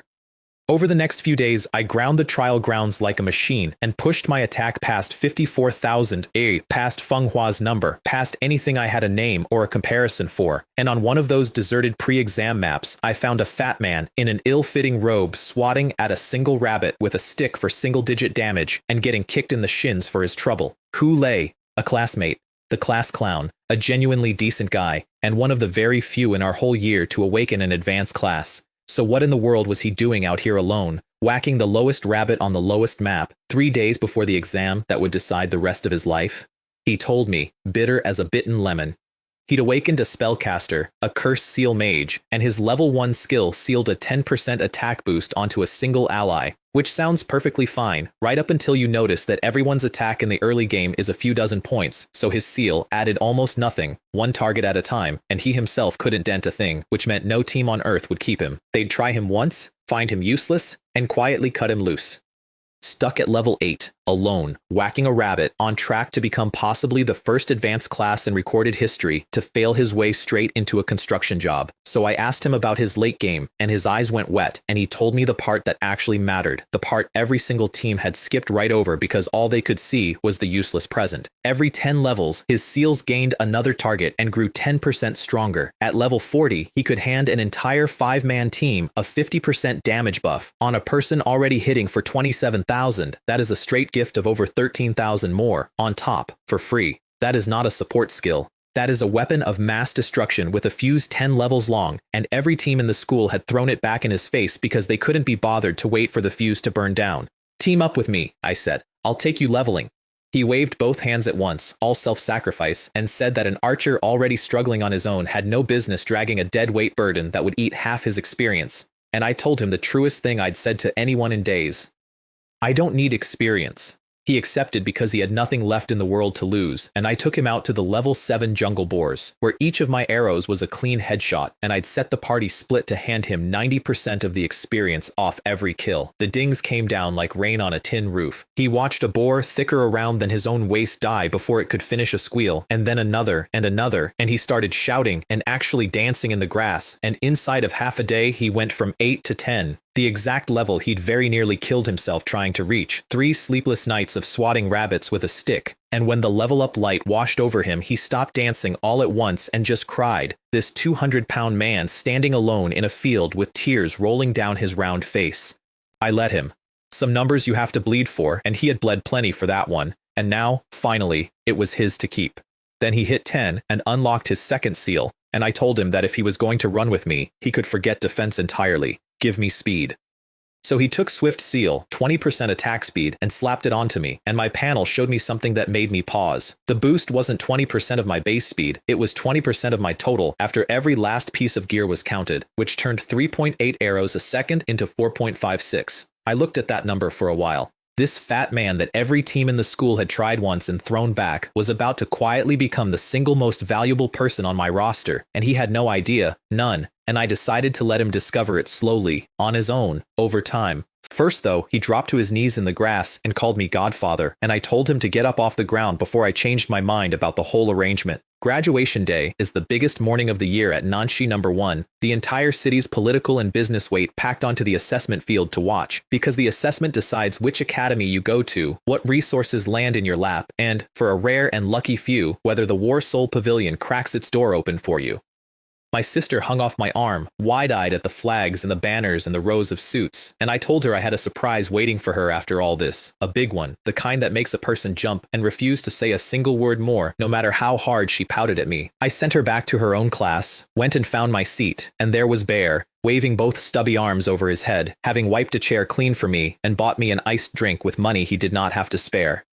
Shuruoki slid into the seat on my other side. Wang Mei Li, the tall friend, blue-haired now, told me she'd awakened Frost Mage and the color had simply started creeping into her hair the same week, and I gave her a genuine thumbs up because that is objectively cool. Then, from the row behind me, the voice. Go Haoming, Mei Lin at his side, dropping into the seats at my back specifically to poke and prod and provoke. He was decked out to the teeth today, a full top-tier level 10 set his father had bought him. 3 million gold of gear, and 8 mystic rock crystals set into his gloves for 4,000 extra health, 40 million gold of stone strapped onto a 16-year-old ego.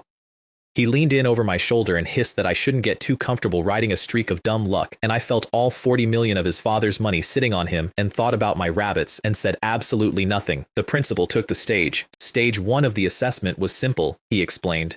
Come up one at a time and project your level onto the great magic crystal screen, which is welded directly to the world rules and cannot be faked by any means, and the system ranks every name live as it lands. The names began scrolling, level 9, level 10, the occasional level 11 leaping to the top of the board to a wave of open envy.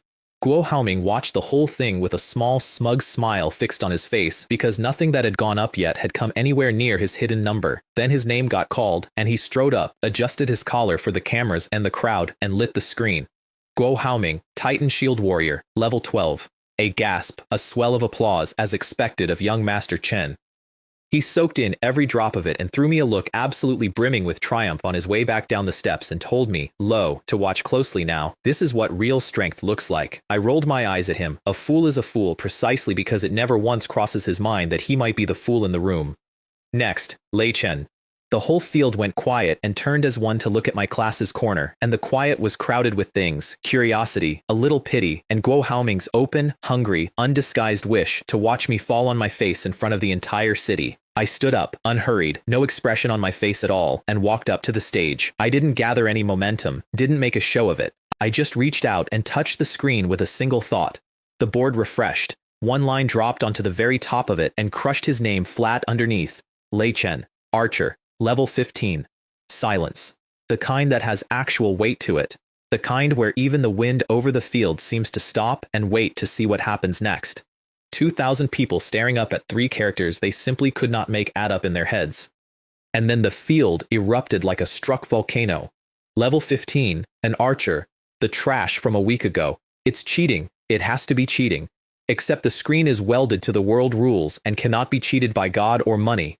A monster, that boy is a monster. On the stage the principal shot to his feet. Off to one side, 3 people watched me without so much as a flicker of surprise, because they had already done the quiet arithmetic on a boy who could drag a hidden class girl from 7 to 15 in a single afternoon. And Guo Haoming, 4 seats behind me, sat frozen in place, his proud, expensive level 12, rendered in one stroke into the punchline of a joke, the humiliation crawling slowly up his face, while Bear turned around in his seat and laughed a slow, delighted, unhurried heh directly into it. Mei Lin stared at the glowing 15 on the board, and something bitter and utterly wrecked went across her face, because she had paid a great deal, quietly, and in ways she didn't advertise, to stand next to the resources that were supposed to leave me choking in the dust, and here I was, crushing all of it flat without once bothering to look up. I didn't look at her. I didn't look at Guo Haoming. I walked back down the steps and to my seat and never once glanced at the man seething behind me, and that indifference was the single sharpest knife in the entire building, because you can rage against mockery, you can push back against a taunt, but there is nothing at all to push against in a person who has simply, completely, stopped registering that you exist. They called Shuroki last of the names that mattered. Divine Dragon Contractor. Level 16. A brand new South City record, the field roaring all over again, and the board settled into its final shape for the year. Chin at 16, me at 15. Guo Haoming, a distant 12. Mei Lin, at 11. The principal gave a proud little speech about the best assessment results in the school's entire history, and then handed the microphone across to the man who would announce Stage 2 JAR this year's pavilion examiner, Captain Zhou Wei. Zhou Wei ambled up to the mic, blew into it twice hard enough to make the front row wince and cover their ears, flashed his wide white grin, and told us the rules were simple. See that big blue crystal rising up out of the stage? That's a portal to a dungeon called the Gloomy Dense Forest. Go in, kill monsters, collect their cores. The more the better. 6 hours on the clock, solo or in a team. Your choice entirely. And then his voice dropped, and the raw battlefield air came rolling off him in a wave that made 2,000 people stop breathing at once. But listen to me carefully, he said. Once it begins, no outside force can reach you in there. The monsters will show you no mercy at all. Serious injury is possible. Death is possible. If you are afraid to die, then leave now, this instant, and no one here will laugh at you for it. But step through that door, and your life belongs to fate. The field, which a moment ago had been buzzing with pride and cameras, went cold and uneasy and quiet.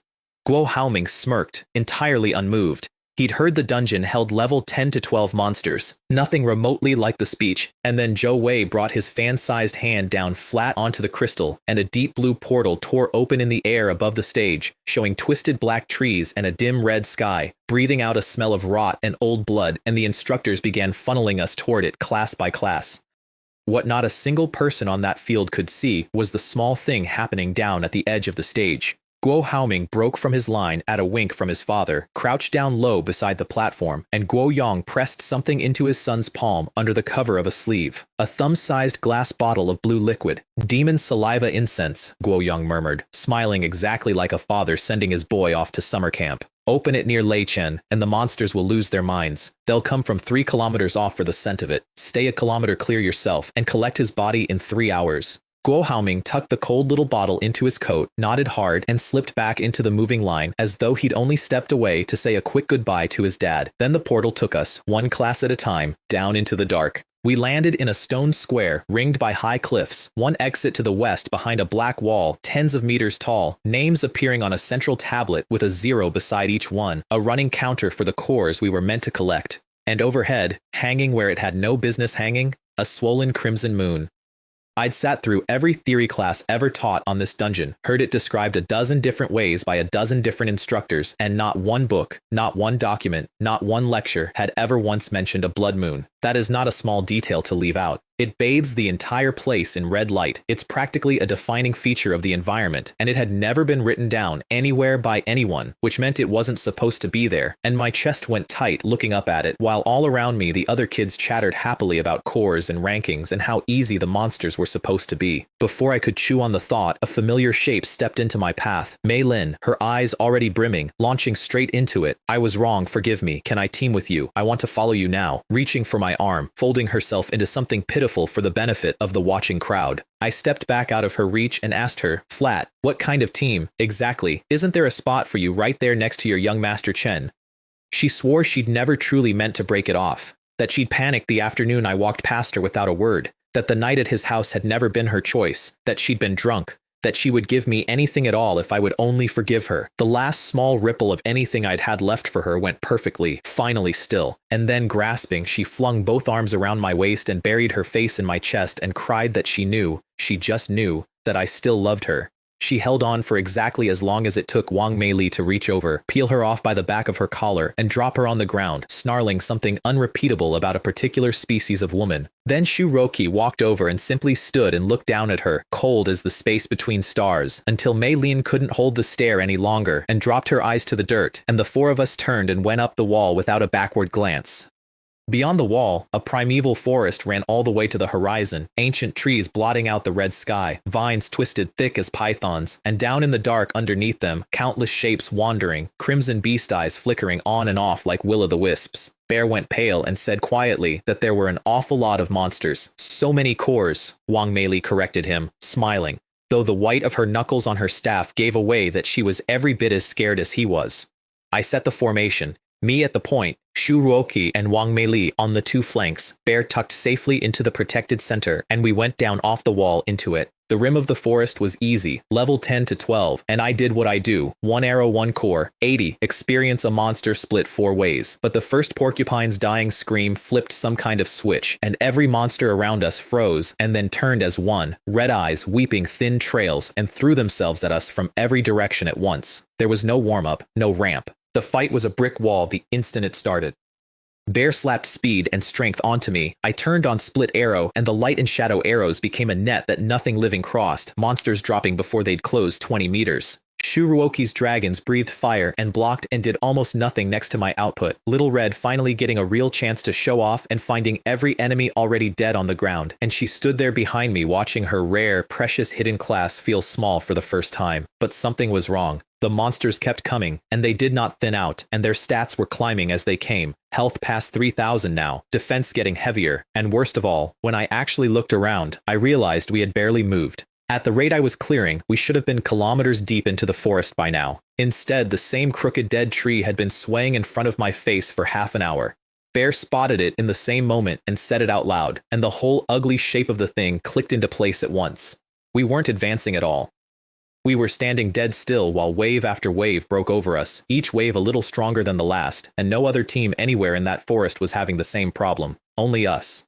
Then the screams started rolling out of the deep woods toward us. bloodied, staggering kids fleeing past without a glance in our direction, wailing that the monsters had gone mad, that this was nothing like what the mentors had described. A lava rhino the size of a delivery truck came crashing out after them, 3 horns lowered, locked onto its fleeing prey, and then, 20 meters from an easy kill, its head snapped around and it abandoned everything to charge me instead.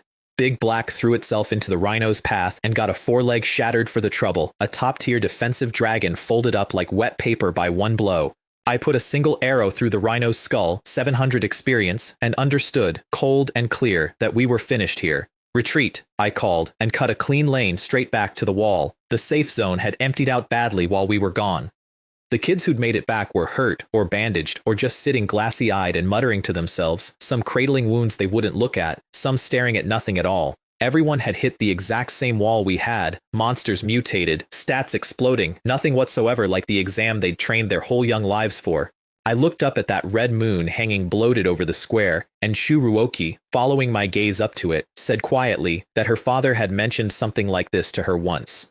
A potion Japan developed for use in the abyss, she said, to hoard monster resources for themselves. Demons, saliva, incense. Its scent carries 3 full kilometers, and any monster that catches even a trace of it abandons everything else to swarm the source. Top secret, she said, never once leaked, unless of course to someone they absolutely trusted. I reached into my pocket and felt the small hard thing I'd registered pressed against my back out in the forest and hadn't had a spare second to think about, and I pulled out a thumb-sized glass bottle with half its blue liquid already evaporated away. I handed it to her, and she went white matching it against her father's description and asked me where on earth I'd gotten it, and I looked across the square at Guo Haoming and Mei Lin standing there clean and unbloodied and untouched at the foot of the wall, and I already knew the whole answer. Mei Lin had had the best access to my back of anyone alive that morning. She'd hugged me. Guo Haoming had given her the bottle. Guo Yang had given the bottle to Guo Haoming.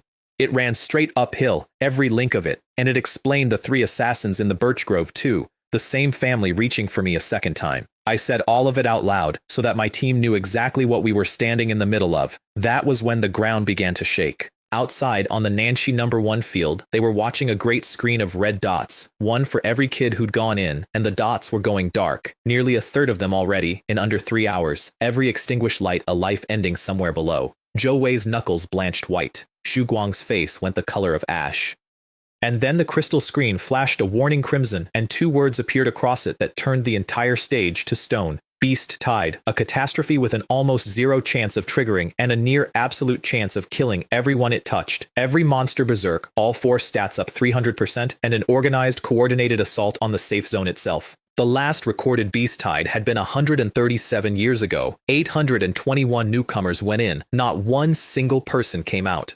Xu Guang grabbed Feng Hua's arm hard enough to make her gasp and told her to call headquarters, highest authority, every favor they had ever been owed, right now. And Zhou Wei put a shaking hand on his old captain's shoulder, because the last time Xu Guang had worn that exact expression on his face, he had lost his brother and the woman he loved both, to a betrayal in the dark, and not one of them could stand to watch it happen to his daughter now too.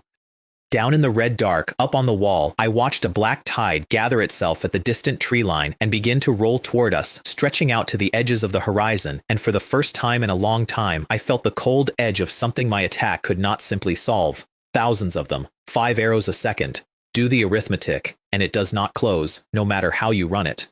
But here is the thing about a man they'd called trash to his face in front of 2,000 people. He does not, as a general rule, lie down and wait. I looked at Shuroki's white face, and at Wang Meili's trembling hands, and at the sweat rolling down bare, and at all the maimed and hollowed-out kids behind us who had already quietly written themselves off as dead, and I raised my voice until the whole wall could hear it. I don't have a great plan, I said. I'll be honest with you, but I am not dying quietly tonight, and neither are you. Rather than sit here and wait for it to reach us, let's take a gamble instead. Somebody off to the side sneered, asked if I wanted to die. Did I really have to drag the rest of them down with me? And I ignored it completely, because the tide had reached the base of the wall, and I drew, and put the first arrow clean through the lead firewolf's skull, 500 experience, and heard, ringing in my own mind, the single notice that turned the entire night around. Defeat the monster horde. Free attribute point, +1.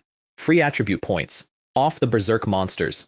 In the middle of a massacre built specifically to kill us, the tide was dropping the one thing that could save us at roughly 1 kill in 10, and I had 10,000 kills standing in front of me begging to be made. The first one dropped off a mutated firewolf, a little glowing cube that sank into my chest and asked me where to go. I put it into agility, and the world slowed down a half step around me, and the despair sitting in my ribs since sundown turned, all at once, into the ugliest kind of hope. Those hideous things at the wall had stopped being my death. They'd become a very long, very patient escalator, and every single step of it went up, so I hunted.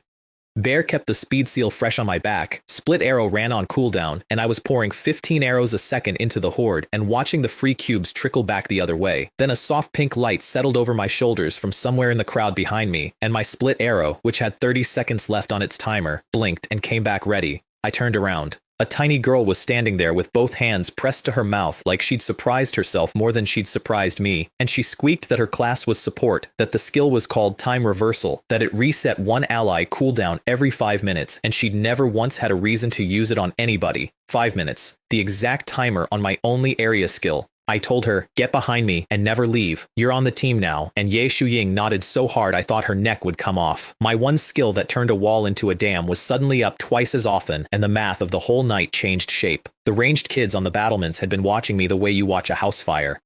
Now a few of them found their nerve and started firing down into the sea beside me, and they learned fast, watching a single one of my arrows delete a thing it took a dozen of theirs to annoy, exactly what they were standing next to. More bows leaned over the parapet, then more. For the first time since the moon turned red, the tide's advance actually slowed, and a ragged, disbelieving cheer went up the wall. It did not stay clean. A wedge of Earthshaker bulls, lowered heads like battering rams, peeled off toward the far stretch of wall where my arrows couldn't reach in time, and I felt the stone shiver under my boots when they hit. I shouted Ruochi's name and pointed, and Little Red banked over and laid a 10-meter wall of fire across the bulls' lane, penning them in a burning corridor, while the ranged kids emptied into them from above.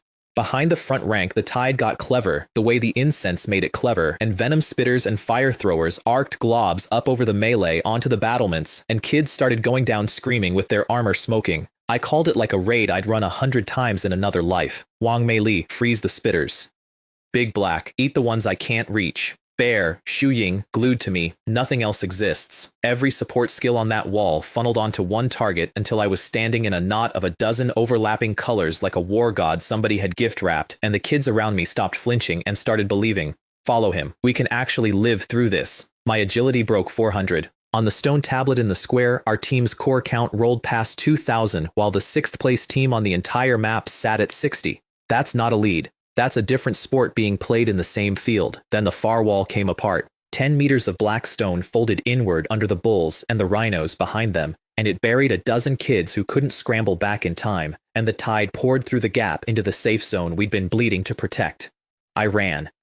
I hit the breach alone and turned my bow into a scythe across the only open door. 13 arrows a second into a space 2 men wide, corpses stacking and dissolving into white light faster than the tide could climb over them, and the free cubes came off the kills so fast my agility just kept rising, 400 to 500 to 700, each number making me faster, each faster arm making more kills making more numbers, but 100 monsters had already gotten inside before I sealed it, and they fell on the kids who'd panicked and jumped down off the wall into the square.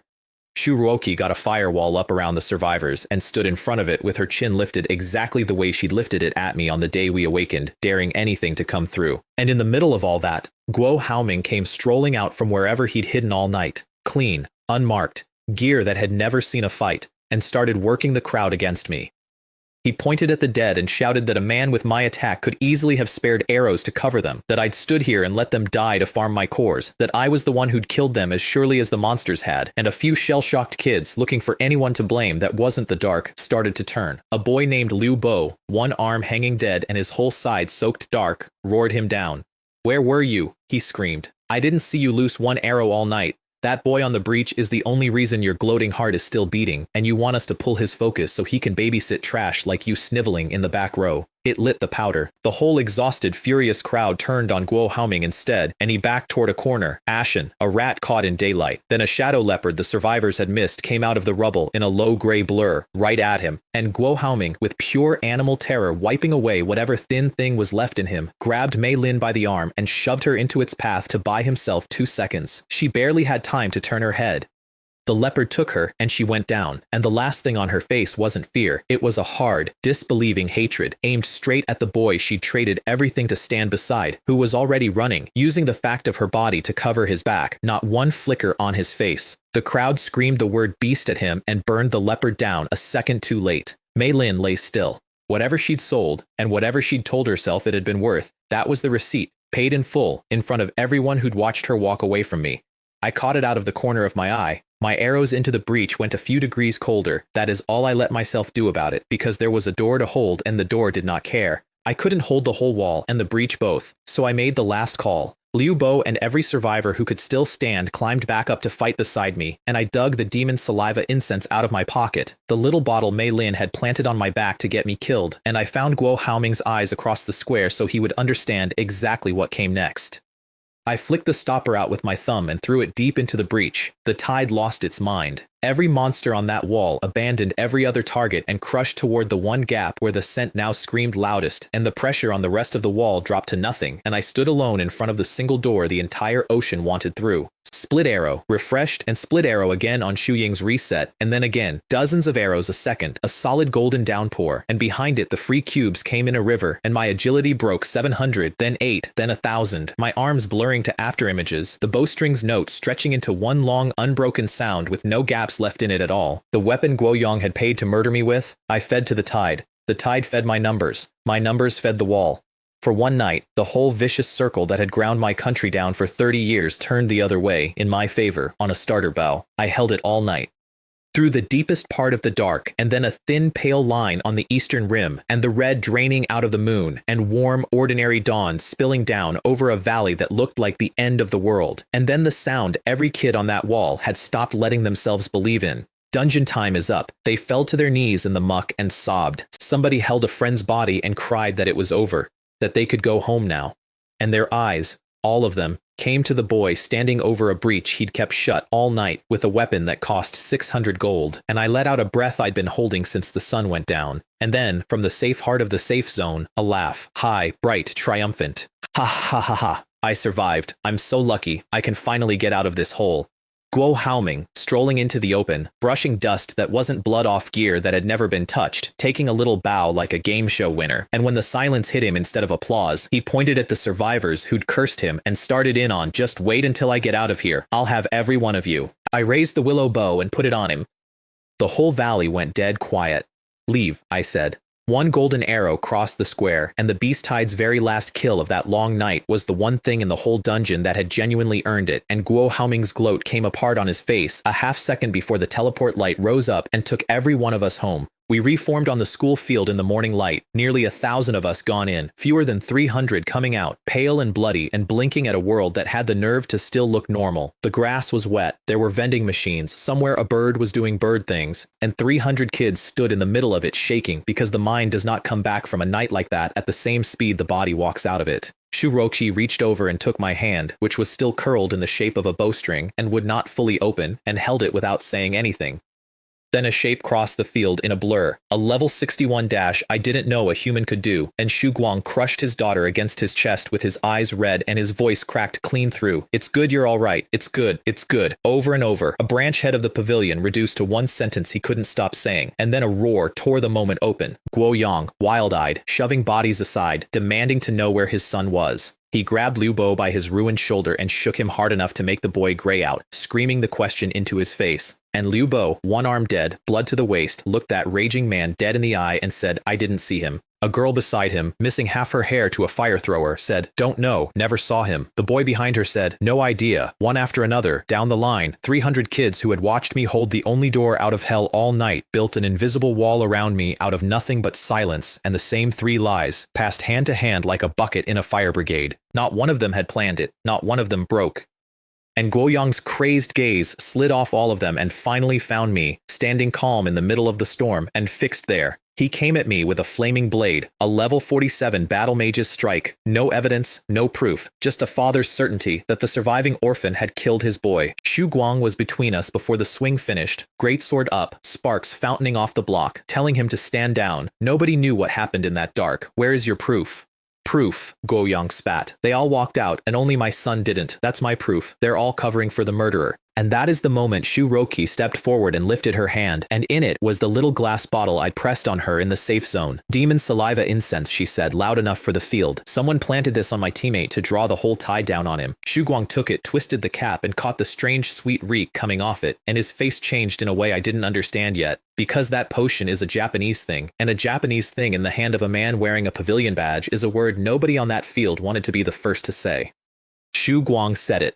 Spy. And then, quieter, remembering something, he said he'd seen Guoyong pass his son an object at the staging area before the exam, and he ordered the assessment surveillance pulled right now. Guoyong understood in a single heartbeat exactly what that footage would show, so he ran. He didn't get 10 steps. Xu Guang, Feng Hua, and Zhou Wei ran him down and boxed him in from 3 sides, a storm-charged greatsword at his spine, a flame arrow leveled at his throat, a beast-headed shield sliding across to cut off his last angle. A doomed man in a triangle of the 3 people best equipped to end him, and Guoyong, cornered, finished, did the one thing a cornered man does when he's decided to take someone with him. He turned to me, standing motionless in the distance, watching him the way you watch a play you already know the end of, and he screamed that this was all my fault, that without me his son would be alive and his life's work wouldn't be ash. Then both his hands went up over his head, and a spear of black lightning flame the thickness of a soup bowl condensed above them, the air folding and warping around its point, a level 47 mage emptying the entire remaining contents of his life into one throw, the spear of world burning, and he hurled it, not at the 3 fighters who had him boxed, but across 100 meters of open field, straight at my chest. It moved faster than Guang, who is fast, could turn to stop it. Shuruoki screamed my name and threw herself toward me, and I got a hand up and shoved her stumbling out of the line. Every kid on that field who still had the strength shut their eyes, because nobody wanted the picture of the boy who held the wall getting run through the heart the morning after. I didn't move. The spear hit. A thin crystalline lattice flashed into being across my body, almost invisible under all that black fire, and the ultimate of a level 47 battle mage broke apart across it like surf on a rock and sprayed harmlessly wide, scorching a black ring 10 meters across into the concrete around my feet. When the light died, I was standing exactly where I'd been, calm. Not one thread of my collar singed. War Breath Barrier had swallowed a killing blow off an 80,000 shield and hadn't thought it important enough to tell me about. Time stopped on that field. Into the frozen silence came the wet crunch of Zhou Wei's shield taking Guoyong in the ribs, and the spy who'd worn a pavilion badge for years went end over end across the concrete and did not get up, his eyes locked on me the whole way down, full of a hatred that ran out of road before it could finish forming. Then the gasps broke, hundreds at once. Is he human? That was a full ultimate. He's not even scratched. Is that thing even human? Guang sealed the entire event top secret with 3 words and put the city under a quiet lockdown, and when he turned to me there was a new weight behind his eyes, a man recalculating everything. I gave him a tired, crooked smile. Looks like I can't play the fool in South City anymore, I said. When a tiger's already in the air, sometimes the only move left is to open your mouth and eat it head on. Shuruoki punched me in the arm for making a joke standing inside a scorch ring, and I let her because the alternative to the joke was thinking about how close that spear's flight path had come to the spot where she'd been standing a second before I pushed her. That night, while I slept off a battle that had scraped me down to the bone, Guang stood in a sealed room and reported upward to the highest elders of the pavilion's south region. Beast Tide, confirmed, the first in 137 years. 1,278 entered, 289 walked out. Over 80% gone, and it would have been all of them, he said, if a single first year hadn't stood on the wall from dusk to dawn. Then he laid out the rest of it, flat, one impossible line after another, and on the far end of the line, old men who had genuinely seen everything went quiet and then could not stop asking him to say it again. A solo dungeon record in 17 minutes, a hidden class girl carried from level 7 to 15 in a single afternoon, 3 level 25 assassins killed at once, without a mark, a level 47 ultimate tanked without a scratch. And when they finally, grudgingly, let themselves believe it, the chief elder of the South gave a single order that changed the shape of my life. From that hour, I had a codename filed under the pavilion's deepest protection, my true strength classified as a state secret, my safety promoted to a national priority 24 hours a day, at any cost, with the capital itself to be looped in. They called me Shadow Depth. And a nation that had spent 30 years learning how to lose let itself, very carefully behind sealed doors, begin to hope. I woke in the late afternoon with every muscle filing a complaint and pulled up my panel. Level 18. Attack over 80,000. Agility 1109, a number that on any normal build would need level 184, on a planet where not one living soul has cracked 100. I had walked into that dungeon a clever trash class archer and walked out a different category of thing entirely, and I lay there aching and quietly, stupidly content, thinking the worst of it was finally behind me, which is of course precisely the thought the universe sits and waits for you to have, right before it reaches for the phone. I reached for my phone to call Yu'er and tell her about the house, and there were 2 messages waiting, both 7 hours old, both sent while I was face down in a coma sleeping off the tide. The first was hers, from the afternoon before. Bro, that idiot Wang Kai keeps hanging around glaring at me. He's definitely plotting something dumb. I'm going to go find my advisor, don't worry. The second was not hers. It came from a number I didn't know. Le Yu'er is in my hands. If you want your sister back, come alone to the abandoned warehouse in the west suburbs the moment your assessment ends. Bring the police, bring your pavilion friends, bring anyone at all, and you can come collect her body instead. I have been shot at in a birch forest. I have been buried under a beast hide and stood on a wall from dusk to dawn. I have had a mage's ultimate break across my face without blinking. None of it did to me what those 4 lines did. My hand started to shake, the same hand that had held a bowstring steady all night. I called her number. The mechanical voice told me it was switched off. I called again. Off. 7 hours. My sister had been in that animal's hands for 7 hours, and I had been asleep in a warm bed dreaming about nothing while it happened. I came off that bed like the building was on fire. I didn't wait for the elevator. I hit the street, threw both arms out in front of the first moving car I saw, and when the driver leaned on his horn and started to curse, I transferred 100,000 gold to his account before he finished the first word and told him the west suburbs. Now, drive like the devil's behind you. He drove. The warehouse was a black shell with 1 broken light swinging on its cord, the air thick with rust and dust, and underneath those, something I did not want to give a name to. I shouted her name into the dark, and it came back flat off the empty walls. I tore the place apart, kicking through crates, throwing open doors, and in the middle of the cement floor, in a patch not yet dry, catching the light off that swinging bulb, there was a pool of blood. Everything stopped. I don't have the deadpan for this part, so I'm not going to reach for it. All the sound went out of the world. Something cold came up out of my chest and ran down into my hands and took the strength out of them, and I heard my own voice from very far away saying no, no, no, and my knees hit the concrete beside that dark pool, and when I could not make the thought leave, the single thought that this was hers, that I had slept while the last person I had in the world bled out on a warehouse floor, I brought my fist down on the cement, again and again, until the knuckles split and smeared and I couldn't feel the impact anymore. 7 hours. She was 11 months younger than me. When our parents died, she was the one who decided we'd be all right, and I had slept. Wang Kai, I said into the dark, and I meant it the way a person gets to mean a thing exactly once in a life. I want you dead. I want your father dead. I want every single person who carries your name in the ground, and I will put them there myself. Zhou Wei and Feng Hua came through the door at a run and found me kneeling over blood with my hands destroyed, and the 2 of them, who had watched me tank an ultimate without flinching, could not make themselves come near me. I got Xu Guang on the line. I could barely make my thumb hit the name. I told him Wang Kai had taken Yu'er, that there was blood, that he had to get me Wang Kai's location this second, and whatever was in my voice put a hard cold silence down the line into a man who does not go silent. He told me to stay exactly where I was. He was coming. Do nothing until he got there. I told him I could not calm down. And then the tears came, finally, and ran down and mixed with the blood on my hands and dripped off onto the floor, and I told him that if she was gone, I would see the entire Lin family executed, not one of them left breathing. And then a voice at the warehouse door said, "Dad, I'm here. Wait, Lei Chen?" And a second voice, smaller, said, "Brother?" The sound died in my throat. I turned around, and there in the doorway, out of breath, was Shuruoki, and standing beside her, in her school uniform, whole and unmarked and staring at the wreck of me in growing horror, was my sister. My brain simply powered off. The murder and the grief froze solid on my face with nothing behind them anymore, my mouth open, my eyes stupid. Yu'er ran to me and grabbed my ruined hands and burst into tears. "Brother, what happened? Your hands. What did you do to your hands?" And I sat there holding on to her, feeling that she was warm and real and here, and croaked out, "Yu'er, you're okay. Wang Kai, the blood." And she cried and gave me the whole idiotic truth in pieces. That afternoon, Shu Roki had happened to spot Wang Kai steering Yu'er into a convenience store, chased him off with a few words, and taken Yu'er back to the Qin villa because her phone had cracked and died.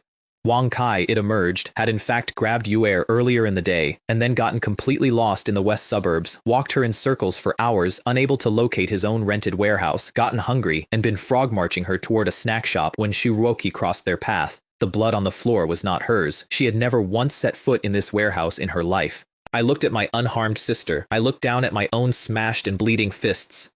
And I replayed in high resolution, kneeling in the dark, screaming about executing a man's entire family over a puddle of somebody else's, and the heat rushed into my face until I could have fried the egg I am always frying for this girl. Behind me, Zhou Wei turned around very deliberately, and his shoulders started to shake. Feng Hua coughed into her fist and studied the ceiling.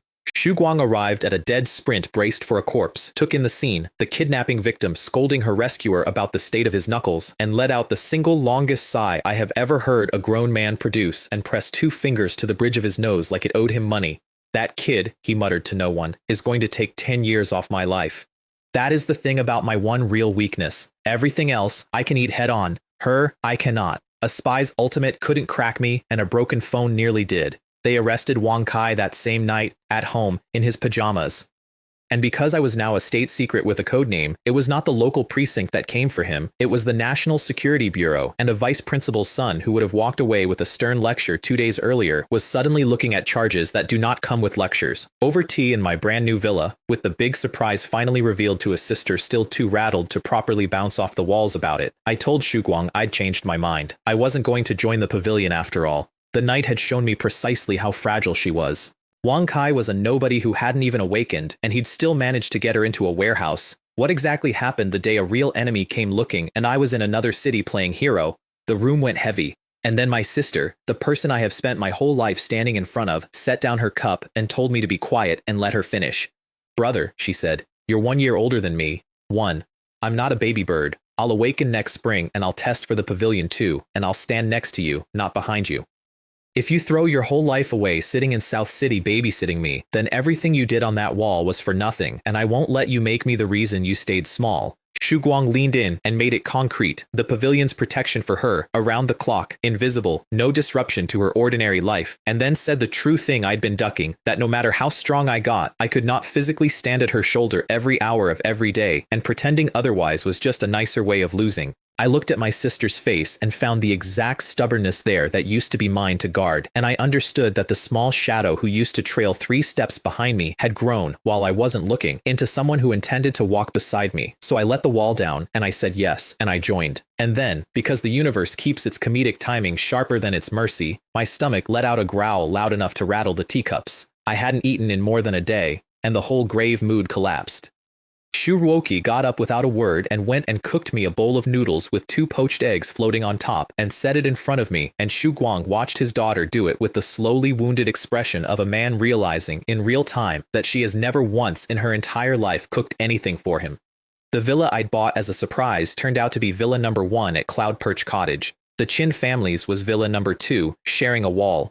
Which meant that overnight, without either of us planning it, I had become Xu Ruoqi's next-door neighbor, a fact Zhou Wei refused to let a single person forget, loudly proposing that the 2 of us could now visit each other by hopping the garden wall instead of wasting time changing into outdoor shoes, while Xu Guang looked at me with the deeply complicated face of a man watching his prize cabbage get transplanted directly beside a pig he was, against every instinct he owned, beginning to like. Feng Hua cut in with the sensible read. From a security standpoint, the arrangement was excellent. 2 protected assets side by side, easy to watch, easy to reinforce, and Xu Guang's face unknotted a notch at that, because whatever he felt about my proximity to his daughter, her safety outranked it. I moved us in. First thing, I hired a chef, because a house full of people who are each individually incapable of cooking is a house that quietly starves, and I'd been the only one holding the line at the stove for 2 people, let alone 6. Then I felt the protection detail settle into the neighborhood around us like weather, gazes in the greenery, sharp but without malice, there and then not there. And then I spent an afternoon teleporting between novice rabbit maps until my attack read 139,000, a number that clears 300 rabbits in about 5 seconds and then leaves you standing alone in an empty meadow with a drawn bow and absolutely nothing left alive to point it at. Which is roughly when the housewarming dinner happened, and I learned that being valuable to powerful people mostly means being buried, politely, in gifts you are not permitted to refuse. Zhou Wei went first, because Zhou Wei always goes first. He gave me a dual-energy off-roader worth north of $1 million gold, slapped the hood like it was the flank of a warhorse, and cheerfully bragged that it had a fully silent running mode so I could slip in and out of the neighborhood without a living soul noticing, a genuinely thoughtful feature to describe at volume while the engine idled loud enough to be heard in the next county. I thanked him. He beamed like he'd invented the car. Feng Hua handed me a plain, old-looking ring in a plain box. The Savage Dragon Ring. Epic grade, and she watched my face for this part. No level requirement. I appraised it, and my hand physically jumped. 200 constitution. 2,000 flat health. 50% bonus to maximum health on top of that. And an active area skill riding along underneath. Then she told me the thing I most needed to hear and least wanted to. Everyone looks at an archer and thinks damage, she said. Damage and attack speed. More. Faster. But you are made of paper, and survival comes before every other word in the sentence. In a real fight, nobody wastes a swing on the tank. They go straight for the soft thing in the back row. The day an enemy figures out how to reach past that barrier of yours, and someone will, your health pool is the only sentence you have left to say. I put the ring on, and I called her sister, and she looked quietly, fiercely pleased in a way she turned her head to hide. Shuroki gave me an orchid. She'd raised it herself for years and never once let another hand touch it, which meant a great deal more than she had any intention of saying out loud in a crowded room. And I understood that and set it in the best light in the house, by the tall windows, and the single living green thing made the whole brand new empty box of a place feel, for the first time, like somewhere people actually lived. Then every head turned to Xu Guang, and Zhou Wei demanded to know what earth-shaking present the great branch head had brought, and Xu Guang gestured at the orchid and said, "Well, there it is, isn't it lovely?" and let Zhou Wei roast him raw for a solid minute as the big pavilion man who came to a housewarming empty-handed and tried to re-gift his daughter's flower, right up until he set down his cup and told me what his actual gift was. By unanimous decision of the South Region's elders, I was formally entered in the pavilion's highest potential tier, codenamed Shadow Depth, with unrestricted access to every armory in the country, equipment, materials, special items, strategic national reserves, whatever I needed, no application, no approval, just say the word. A level of access he noted mildly that he himself did not possess. The room went dead silent. Zhou Wei's jaw unhooked. And then Xu Guang raised a second glass, alone, just for me, and thanked me. Not as a branch head, but as Shuroki's father, for the fact that his daughter was alive, and drank it down by himself before anyone could move to join him, his eyes gone red at the rims.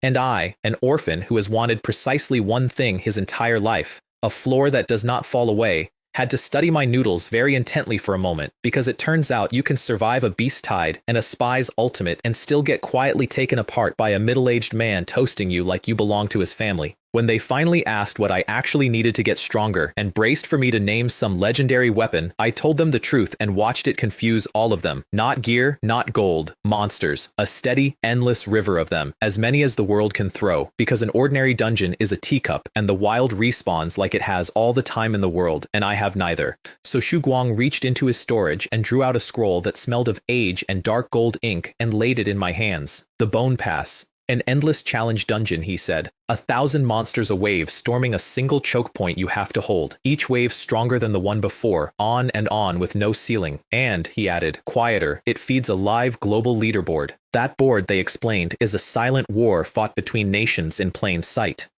Cracking the world top 50 means something real, something governments notice. The Dragon Kingdom held 2 of those 50 seats. First place on the entire planet, parked at Wave 54, belonged to a Japanese fighter who called himself Shadow Walker, and he had squatted on that throne so long that his name on it had curdled into a standing national insult. And the all-time record, Wave 59, had been set 35 years ago by a Dragon Kingdom elder named Wang Jian, who was ambushed and killed in the abyss not long after by a coalition that included Japan, and whose record the world rules had wiped from the board the instant he died. So the number on that leaderboard was never just a number to these people. It was a grave they had spent 3 decades unable to visit. Before I went in, they wanted a hint. Just a hint, they said, of how strong I actually was now. So I told them my attack was around 70,000 Dao, which was, at that particular moment, a little under half the truth, because a man should always keep a card face down on the table. Zhou Wei sprayed a mouthful of wine clean across the room.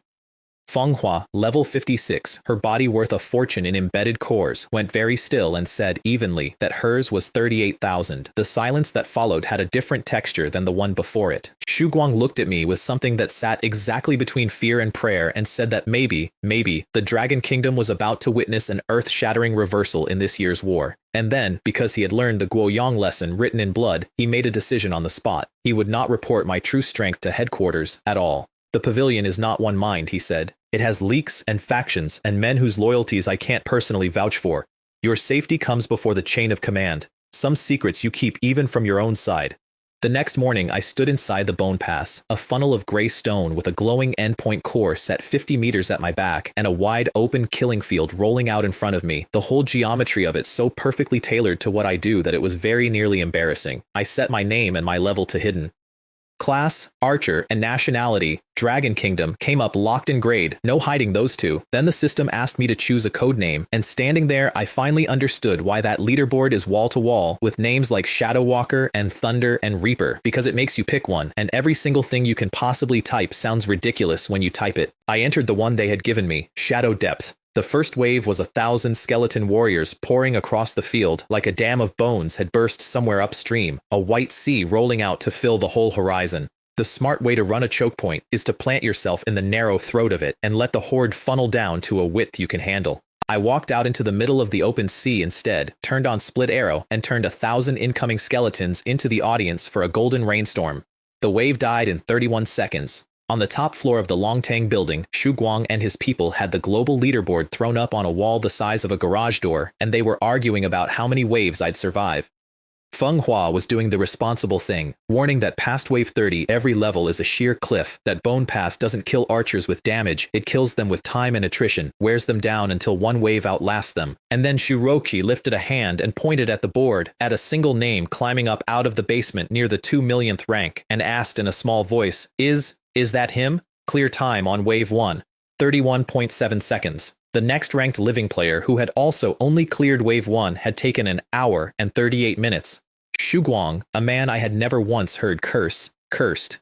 And Zhou Wei, who had personally needed 8 straight hours of grim tanking to grind out this exact same first wave years ago, and had nearly passed out from hunger doing it, flatly refused to say his own old time out loud in front of everybody. By wave 8, I crossed level 20, and the third entry of my hidden talent lit up in the corner of my vision. Origin stripping. Kill an enemy above your own level, and 30% of the time you tear one random attribute clean off its corpse and keep it permanently, no cap. I read it 3 times to be sure. The first talent had made me a god of raw damage wearing the body of a wet paper towel. The second had given the paper towel a suit of armor that grew on its own. And this one reached in and fixed my last honest weakness. The fact that I'd shoveled every point I owned into a single stat and left the others starving by paying me all 4 at once, skimmed off things stronger than me every time I put one down. I slid the Savage Dragon Ring onto my finger, watched my health vault past 9,000, and kept climbing. From wave 22 on, every wave that spawned was above my level, which meant origin stripping was live on nearly every kill, and I was plundering something like 300 stat points a wave. And here's the strange thing that started happening, the thing Feng Hua spotted from the office before anyone else in the room. Every single person who has ever climbed the Bone Pass gets slower as they go. The monsters scale exponentially, the pressure stacks, the runs stretch longer and longer until one of them ends you. I got faster.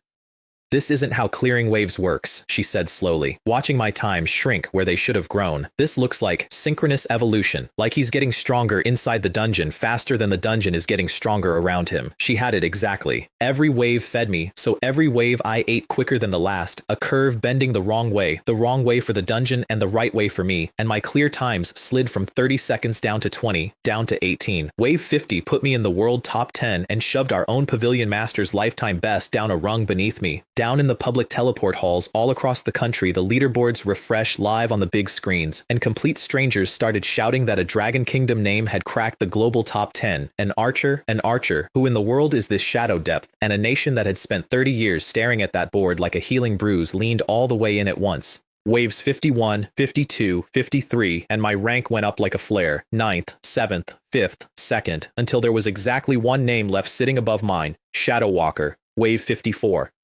By then my attack was north of 230,000, all 4 of my stats sitting near 2,561 arrows leaving my bow every second, and a health pool that would make a shield warrior sit down and cry. Wave 54 was 1,003-meter Doomsday Reapers wading in under plates of bone armor that flowed like cooling lava, and I deleted every one of them, except a single straggler that spawned at the very back edge of the field, and then spent 2 solid hours refusing to be caught, drifting across the open ground while I chased it down. That lone Reaper is the only reason the run took as long as it did. In the office, they watched the clock crawl toward Shadow Walker's record and stopped breathing, because if I couldn't put the last one down before 2 hours, 8 minutes, and 33 seconds, I'd take second, and second on that board is just first place at losing. When the Reaper finally wandered into my range, I put one soft-chiming arrow through the back of its skull at 2 hours, 8 minutes, and 31 seconds. The global board refreshed. First place, Shadow Depth, Archer, Dragon Kingdom, Wave 54.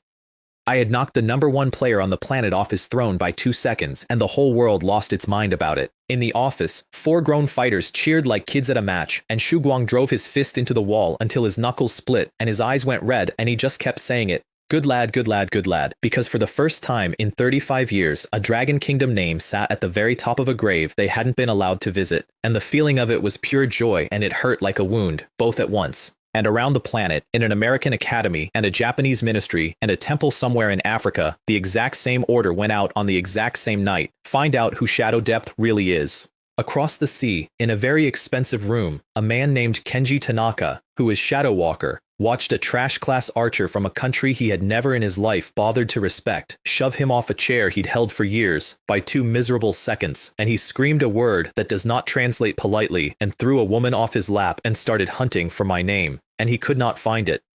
Because the Dragon Kingdom had sealed its entire border the day before, ports, undersea cables, satellite uplinks, the whole country pulled shut like the lid coming down on an iron pot. And the timing of that, 1 full day before an unknown Dragon Kingdom name appeared at the top of his board, was a thing Kenji Tanaka found extremely interesting to sit alone and think about. I walked out into a teleport hall that had turned into a screaming marketplace, ignored every mouth in it, and headed down to the garage. And before I reached my car, a dozen killing intents locked onto my back from behind the concrete pillars. A dozen figures in black bodysuits and masks peeled out of the shadows all at once, poison blades and shuriken and grappling lines, sealing every exit from the level without making a sound. Their stocky leader spoke my name in broken, effortful Longguo. Japanese, I said, and looked them over with what I want to stress was genuine curiosity, and asked the thing that was actually on my mind. Serious question, where do you guys get changed?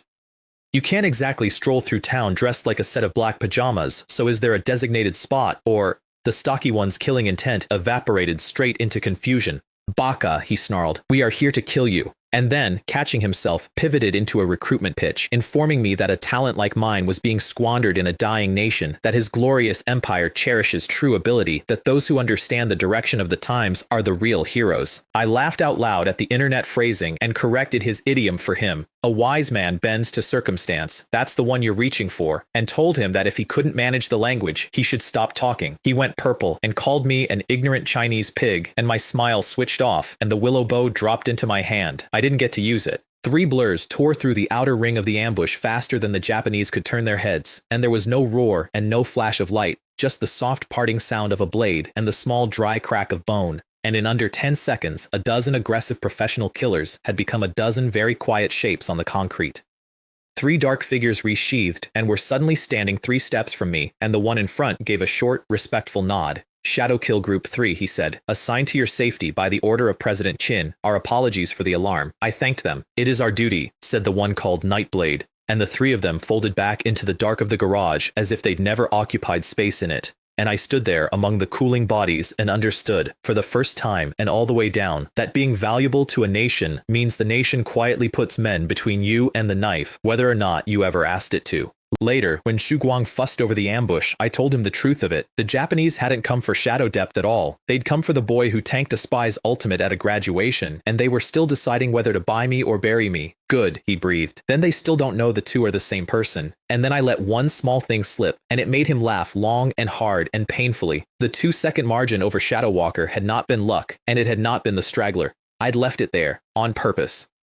Because after years of owning the top of that board, getting nudged off it by 2 seconds by a total nobody is not a wound a proud man can leave alone, and a man who can't leave it alone goes back in to try for wave 55, and if he fails wave 55, the world rules erase every point he has ever earned and drop him clean off the board entirely. Bait, Shu Guang wheezed, delighted, wiping his eyes. You left the man 2 seconds of bait. I nodded. Then I told him what I actually wanted out of all this, which was still not gear and still not gold. Monsters. A steady river of them, and more endless scrolls to run them through. And while he was at it, some auction privileges because my inventory had started to genuinely hurt to look at. I took the squad to level in Death Valley, a place with a name built to terrify that opens onto a rolling sea of soft pink flowers, every last one of which is a camouflaged viper, so the pretty view lasts exactly as long as it takes me to clear it.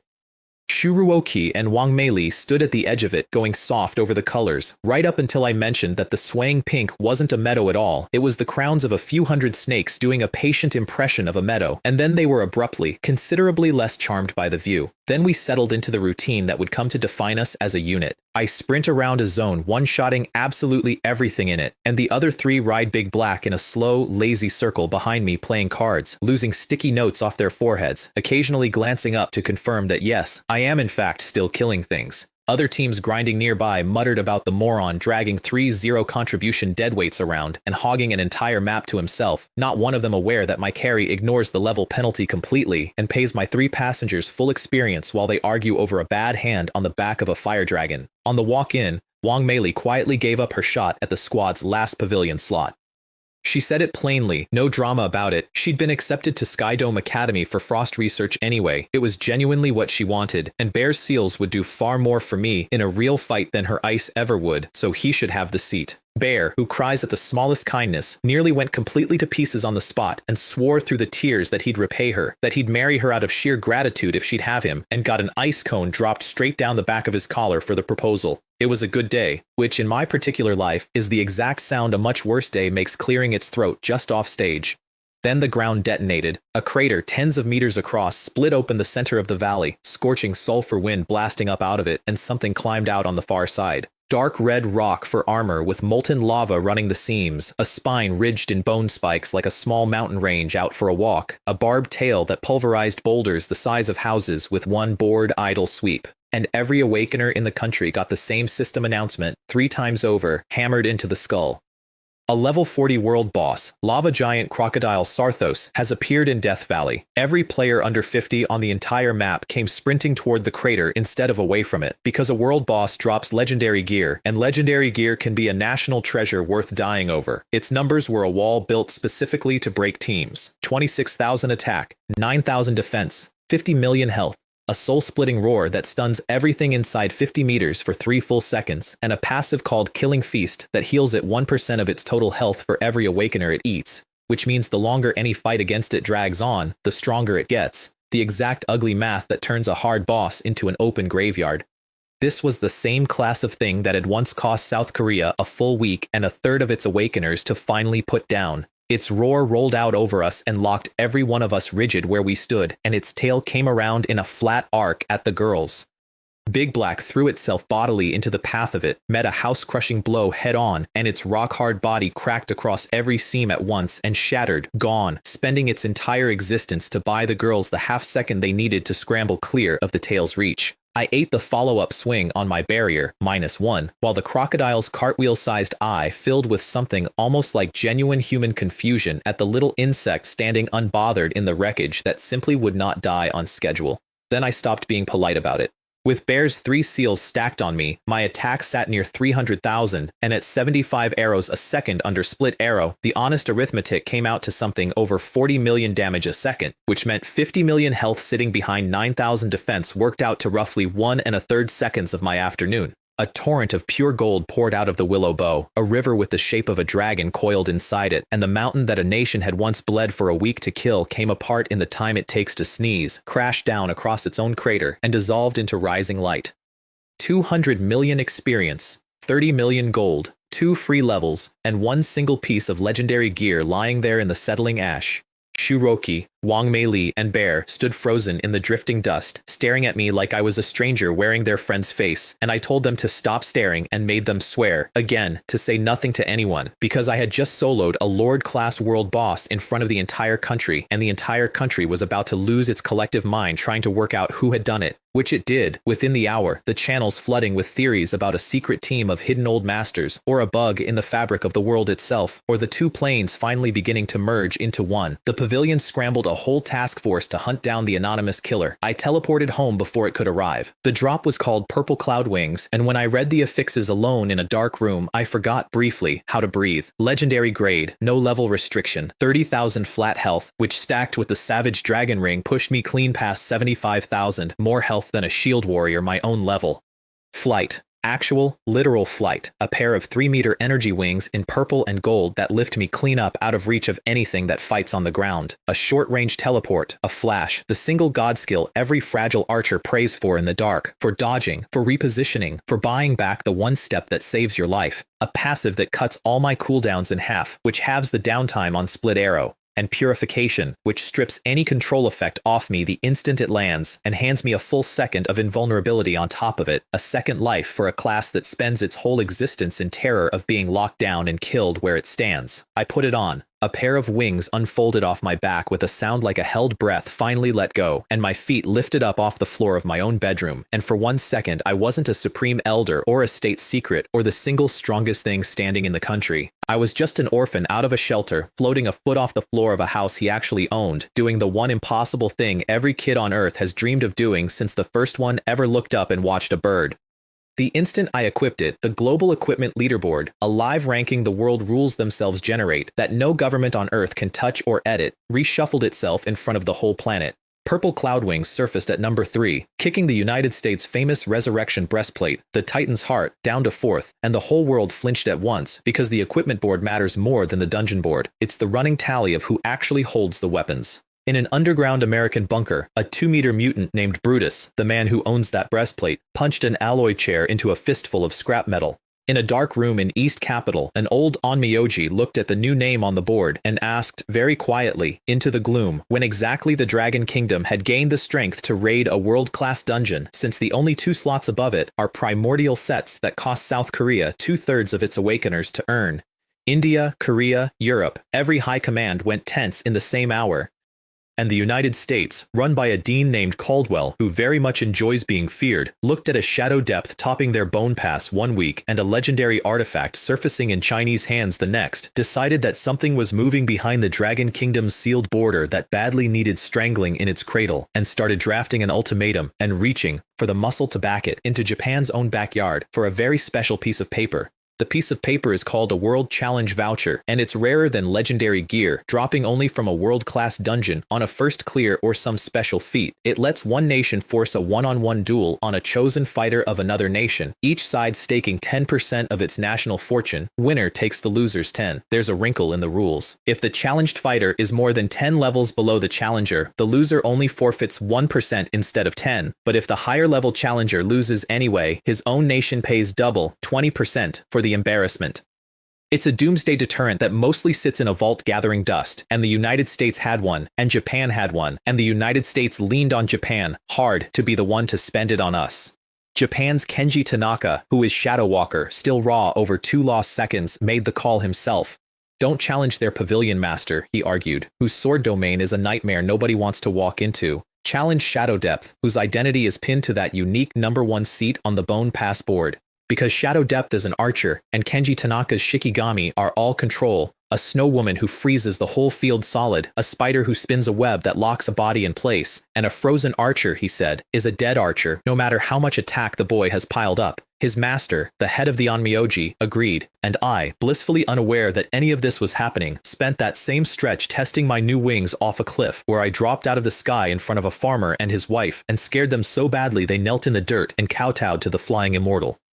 And leveling the squad, where Bear landed his 3rd seal and Shuroki summoned her 3rd dragon, a small azure Chinese-style one named Xiaoqing that could heal. I was frying rice for dinner in my floral apron when the whole planet heard the announcement go off inside its own skull. Japan's Kenji Tanaka invokes the World Challenge Voucher against Shadow Depth, holder of the Dragon Kingdom's Bone Pass first place. The challenge begins in 30 minutes. My squad, sitting in my living room, put it together in about 4 seconds, and Shuroki went white and grabbed my sleeve with tears standing in her eyes before I'd even set down the spatula. At headquarters, they nearly stopped breathing because their one hidden trump card was being dragged into a duel against a level 79 control specialist purpose-built to hard counter exactly what he was. The pavilion master, Ren Fang, fired back a global announcement so shameless it looped all the way back around to genius, thanking Japan, warmly, for the generous gift of national fortune it was about to hand the Dragon Kingdom's Supreme Elder, a title that had not existed until the precise second he typed it, invented on the spot for no reason but to make Japan doubt themselves. And it worked. A little. Japan's war room fell to arguing over whether Shadow Depth might be some ancient hidden monster, and they just walked face first into a trap.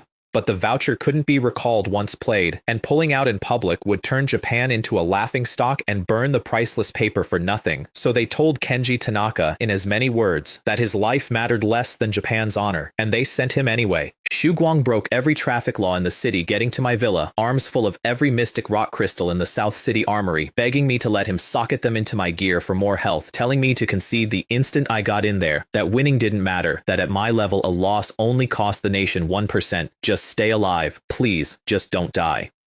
I looked at a man shaking with fear on my behalf and told him gently that Kenji Tanaka could do this 100 times and get the same result 100 times, and I turned down the crystals because control skills against a man with purification sitting in his pocket are a party trick for children. The countdown hit 0. A blood-red beam speared down through my roof and took me, and Xu Guang sat down hard on my sofa with his face gone gray, certain the child was simply too terrified to think straight. The arena was falling cherry blossoms under a dark red sky, very Japanese, very ominous, and across from me Kenji Tanaka solidified out of the petals, took one look at my young face and my level 24 tag, and laughed until he nearly wept, pointing at me. "The Supreme Elder of the Dragon Kingdom," he wheezed. "Level 24. Your nation's talent for bragging is genuinely world-class." I told him, flat, that I'd been level 24 when I took his #1 spot too. His laugh cut off. He sneered that whatever cheap trick I'd used to climb the bone pass wouldn't help me here, and the count ended, and he threw down his hand seals and called his snow woman and his spider to teach the little rat from the Dragon Kingdom the meaning of the word despair. I made a small mistake first, honestly. Not knowing the first thing about how Onmyoji fight, I opened by rooting his feet in place with Entangle, which does precisely nothing because his damage comes from the Shikigami and not from him personally charging at me, and he pointed this out at length, laughing, mocking me for it, and I felt my face go hot and asked him as a genuinely studious person, "So should I be attacking the Shikigami then, or you directly?" And he informed me it was much too late to start learning. Then he unleashed extreme cold and a death web at the same time, 2 control effects sweeping in to pin me for a slow, helpless death. The cruel smile of a man who has already won sitting easy on his face. The frost and the web reached me, a soft purple light flashed behind my back, and the control melted off me like snow meeting the sun. Purification. Kenji Tanaka's smile froze exactly where the frost was supposed to be. "Impossible," he screamed. "How did you break free? That is the single rarest skill in the world." And he was still screaming it when I raised the willow bow, and it lit with a gold he had never once seen in his life, bright enough to turn the red sky yellow, and a tidal wave of arrows swallowed the whole arena. It was over in under a minute. No struggle, no life-saving skill, no last words. A man there, and then a man not there. And I stood in the falling blossoms feeling faintly sick at the smell of them, and thought my way back out. I reappeared in my living room untouched, and Xu Guang, still sunk on the sofa in the ruins of his hope, jumped up and asked if the challenge had been delayed or cancelled, and I told him it's over. He couldn't parse the word. "There's no concede button in there," I told him, and then the planet heard the second announcement of the day. The World Challenge has ended. Winner, Dragon Kingdom, Shadow Depth. Loser, Japan, Kenji Tanaka, deceased. Because the challenged party was more than 10 levels below the challenger, Japan's national fortune is reduced by 20%. Dragon Kingdoms increased by 20, effective immediately. The whole nation felt it, a warm tide rolling out across every awakener at once, monsters everywhere suddenly giving more experience, dropping more loot. And in a black kimono in East Capital, an old man understood that he had just personally handed the Dragon Kingdom 20% of Japan's fortune and one of his finest fighters, in exchange for the single fact that China was hiding a monster he could not measure, and his mind, refusing to hold the truth, landed on the only conclusion it could bear, that the thing was some secret ancient supreme elder, because the alternative, that it was a level 24 boy who had awakened trash 3 weeks ago, was not a thought a sane man could think.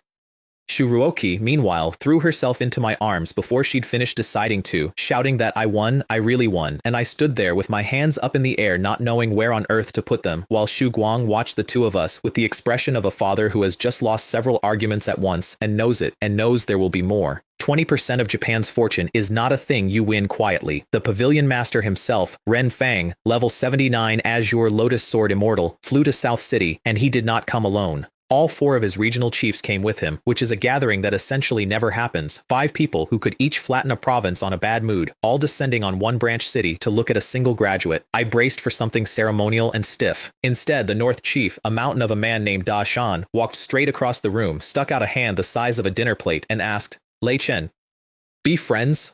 Which was not how I had budgeted for any of this to go, and when I turned to Shu Guang for some kind of rescue, he just looked pained and gave a tiny shrug, because apparently, for these people, this is a normal Tuesday.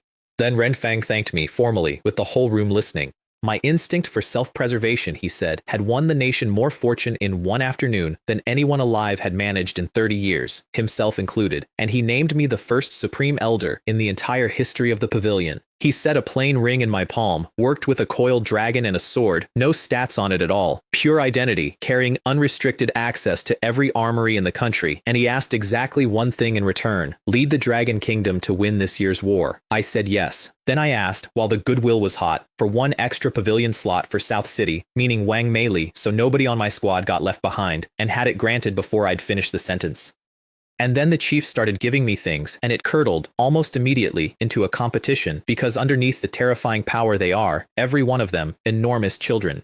Ye Hong, the East Chief, a woman who looks 30 and outranks armies, went first, with a necklace called the Red Demon's Eye, epic grade, no level requirement, and I nearly fumbled it when I read the affixes. 800 strength, 6,000 flat attack, 30% more attack on top, and then the two lines that made my heart actually skip a beat: 20% critical rate, and a passive that stretches my range by 10% every time a critical hit finishes something off, stacking, refreshing every 3 seconds. Han Tian, the South Chief, gave me a skill card, Death Mark, plus 50% damage against a marked target. Duan Ming, the 82-year-old West Chief and a shield master to the bone, pressed a one-time life charm into my hand that revives me at a quarter health the first time anything ever lands a killing blow, and told me, almost word for word, the thing Feng Hua had told me over the Savage Dragon Ring: no matter how much potential a man carries, he has to still be breathing to spend it. And Da Shan, the North Chief, had forgotten to bring anything at all, and offered by way of apology to take me out to a very relaxing establishment for men, which earned him a flat glare from Ye Hong and a much colder, much smaller one from a corner of the room, where Shu Roki then had to explain, red to the tips of her ears, that she was Shu Guang's daughter. Thank you, which Da Shan decided was the single funniest thing he'd heard all year and would not stop laughing about. Before he left, Ren Fang decided to teach me something, because I'd been getting a shade too comfortable, insisting I could look after myself. He challenged me to a friendly duel, and inside of a minute, he taught me the one thing left on this earth that can still ruin an archer's entire day. Not control. I shrug that off now with a flick of purification. Atop Assassin's untargetable dash, he dissolved into Blue Lotus afterimages and simply went unlockable, and my auto-lock arrows had nothing to grab onto, a shaft knocked and drawn, and nowhere to send it, while his sword shadows carved 100,000 off my barrier from angles I couldn't answer. And I got, for the first time since the Birch Grove, the sick, helpless, hollow feeling of taking a beating I could not return, throwing punches at afterimages of a man who was never where my eyes said he was. Then, my war breath barrier finally cracked. The stored shockwave detonated outward all at once, and it broke his chain, and a burst assassin who loses his initiative has nothing left to stand on. So he stepped back and conceded, laughing, delighted to have lost, because a level 79 losing a friendly to a rookie meant the rookie was the real thing. But I walked out of that duel with the lesson filed in red ink at the very front of my skull. A blink assassin is my natural predator. If I'm surrounded, if the enemy is fast enough to stay off my lock and comes at me in numbers, then all the attack in the world means precisely nothing. I did not know, standing there, how soon I'd be cashing that lesson in a downtown plaza, with my sister's cake in a box on the ground. Across the sea, the United States was reaching its own conclusions and dug up the old, ugly history to frame them. 30 years ago, to strangle the Dragon Kingdom's rise before it started, a coalition led by the Americans ran a purge, hunted down and killed every Dragon Kingdom fighter standing above level 80, every last one except Duan Ming, who survived it at the permanent cost of half his maximum health, which is why the old West Chief hands out life charms like a man who knows exactly what a killing blow feels like. That purge is why our top brass had been frozen at 79 for decades while the enemy fielded fighters at 84. Now, badly spooked by a shadow depth at the top of their board one week and a legendary artifact in Chinese hands the next, they decided to spend their own World Challenge voucher, and their ace, the mutant called Brutus, argued for a clever target, not the mysterious shadow depth, not the freak survivor Duan, the holder of the purple cloud wings, whoever that was, because winning would let the United States reclaim that legendary gear by the letter of the rules and gut our whole war plan at low personal risk. Since surely, they reasoned, no mere equipment holder could be a second Supreme Elder hiding in the grass. Meanwhile, back in a reincarnation altar with my squad, I made a discovery that had me grinning like something had come loose in my head, which frightened my whole team, who watched me gun down respawning bugs with a fixed rictus smile and quietly began to wonder if I'd been possessed by a mid-tier demon. The red demon's eye range passive, in a dense enough field of targets, stacks so fast that after 60 crit kills, my 30-meter range balloons outpass 9 kilometers. Which means that on the right map, I could stand perfectly still in one spot and rain arrows down on monsters I cannot physically see, on teams half a valley away, whole zones going dark under gold light falling out of an empty sky. I filed that one away carefully because it was less a leveling trick than a weapon, and I already had a feeling about the kind of day I'd want it on. And that night, at a family dinner, Dashan, who had worked out that the surest road to my goodwill ran straight through my sister, gave a gift that mattered more than any piece of gear on the table, an awakening crystal. A shard that would let you awaken at home on her 18th birthday, only days away now, instead of waiting a full year for the next school ceremony, and be specially recruited into the pavilion no matter what class she woke up carrying, so that I could finally stop lying awake doing the math on how to keep her safe and behind me at the same time. Under all that rough North Chief bluster, the man had sat and thought carefully about the exact one thing that would let me sleep at night, and I stood up from the table and bowed to him for it properly, and he waved it off and went red and told me to sit down and eat before it got cold, which is how you can always tell it wasn't nothing at all. A couple of things were curdling under the surface in those days that I only pieced together into a whole much later when it was almost too late to matter. The first one looked, at the time, like nothing. I was at a dinner at Wangjung Tower when I caught my old neighbor, Wang Ling, being cornered against a wall by a fat guild boss and slapped across the face over a commission she had honestly earned, her little daughter's mother getting shoved around by a man 3 times her size for the crime of being good at her job. I crossed the room and took his wrist off her arm and broke it, cleanly, the bones going in a way that made the whole banquet flinch. And here is the part that snagged in the back of my mind. The mayor of South City himself, Hua Sheng, was standing right there at the head table. A mayor watching a guild boss get his wrist snapped at a public dinner should, at minimum, clear his throat and mention the law. Instead, he went white, fawned all over me, apologized 3 times for air I hadn't complained about, and then slapped his own friend, the fat boss, hard across the face, on my behalf, unprompted, which is so far outside the way a mayor behaves that Shu Guang's chiefs, watching from the next table, went quiet and circled him with their eyes. Shu Guang got Wang Ling a good job at the exchange and a villa near mine and made sure her girl would never go hungry, and then, almost as an afterthought, put a quiet tail on the mayor. What none of us knew yet was that the fat boss's guild ran on Chen family money, the last embers of a dynasty I'd thought we'd stamped out, and that the mayor was something a great deal worse than a coward. The second thing I did to myself, out of pure curiosity, I took the squad back to Death Valley to field test the red demon's eye range passive properly, the one that stretches my reach every time a crit finishes a kill. I planted my feet at one corner of the map, turned on split arrow, and just let the crit kills stack, and my 30-meter range ballooned out past 9 kilometers inside a minute. Then I started firing in high arcs across the entire valley, arrows falling out of a clear sky onto monsters I couldn't see, reaping whole zones off teams half a map away, entire regions going silent under golden light with no visible source. The regional channel detonated. People screamed about a hack, about a bug, about divine punishment falling from heaven, coordinates flying back and forth, panic spreading faster than the arrows, and my squad grabbed me by the collar and physically dragged me off the map before the fuss curdled into the kind of manhunt that ends with someone finding my face. Other people come out to the wild to grind, I said, letting Bear haul me toward the exit. I come out to the wild to call down lightning. Nobody laughed, they were still watching the sky. The third thing came down through my roof. A second World Challenge beam lit up the country, and this time it wasn't aimed at a person by name. It was aimed at the purple cloud wings, at whoever happened to be holding the world's third-ranked piece of gear, because the United States had done the cold arithmetic and decided that beating the holder would let them reclaim that legendary artifact by the letter of the rules and gut our entire war strategy at low risk, on the confident assumption that no mere equipment holder could possibly be a second Supreme Elder. Renfang scrambled the instant the beam appeared, because there's a wrinkle in the challenge rules. It only locks its target by the equipment's physical location in the final minute of the countdown, which meant that if the holder could be found and the wings handed to a stronger fighter in time, the nation could field a real champion instead of some anonymous unlucky soul. So headquarters put out frantic regional calls over every channel, begging the mysterious holder of the purple cloud wings to please come forward immediately before the clock ran out.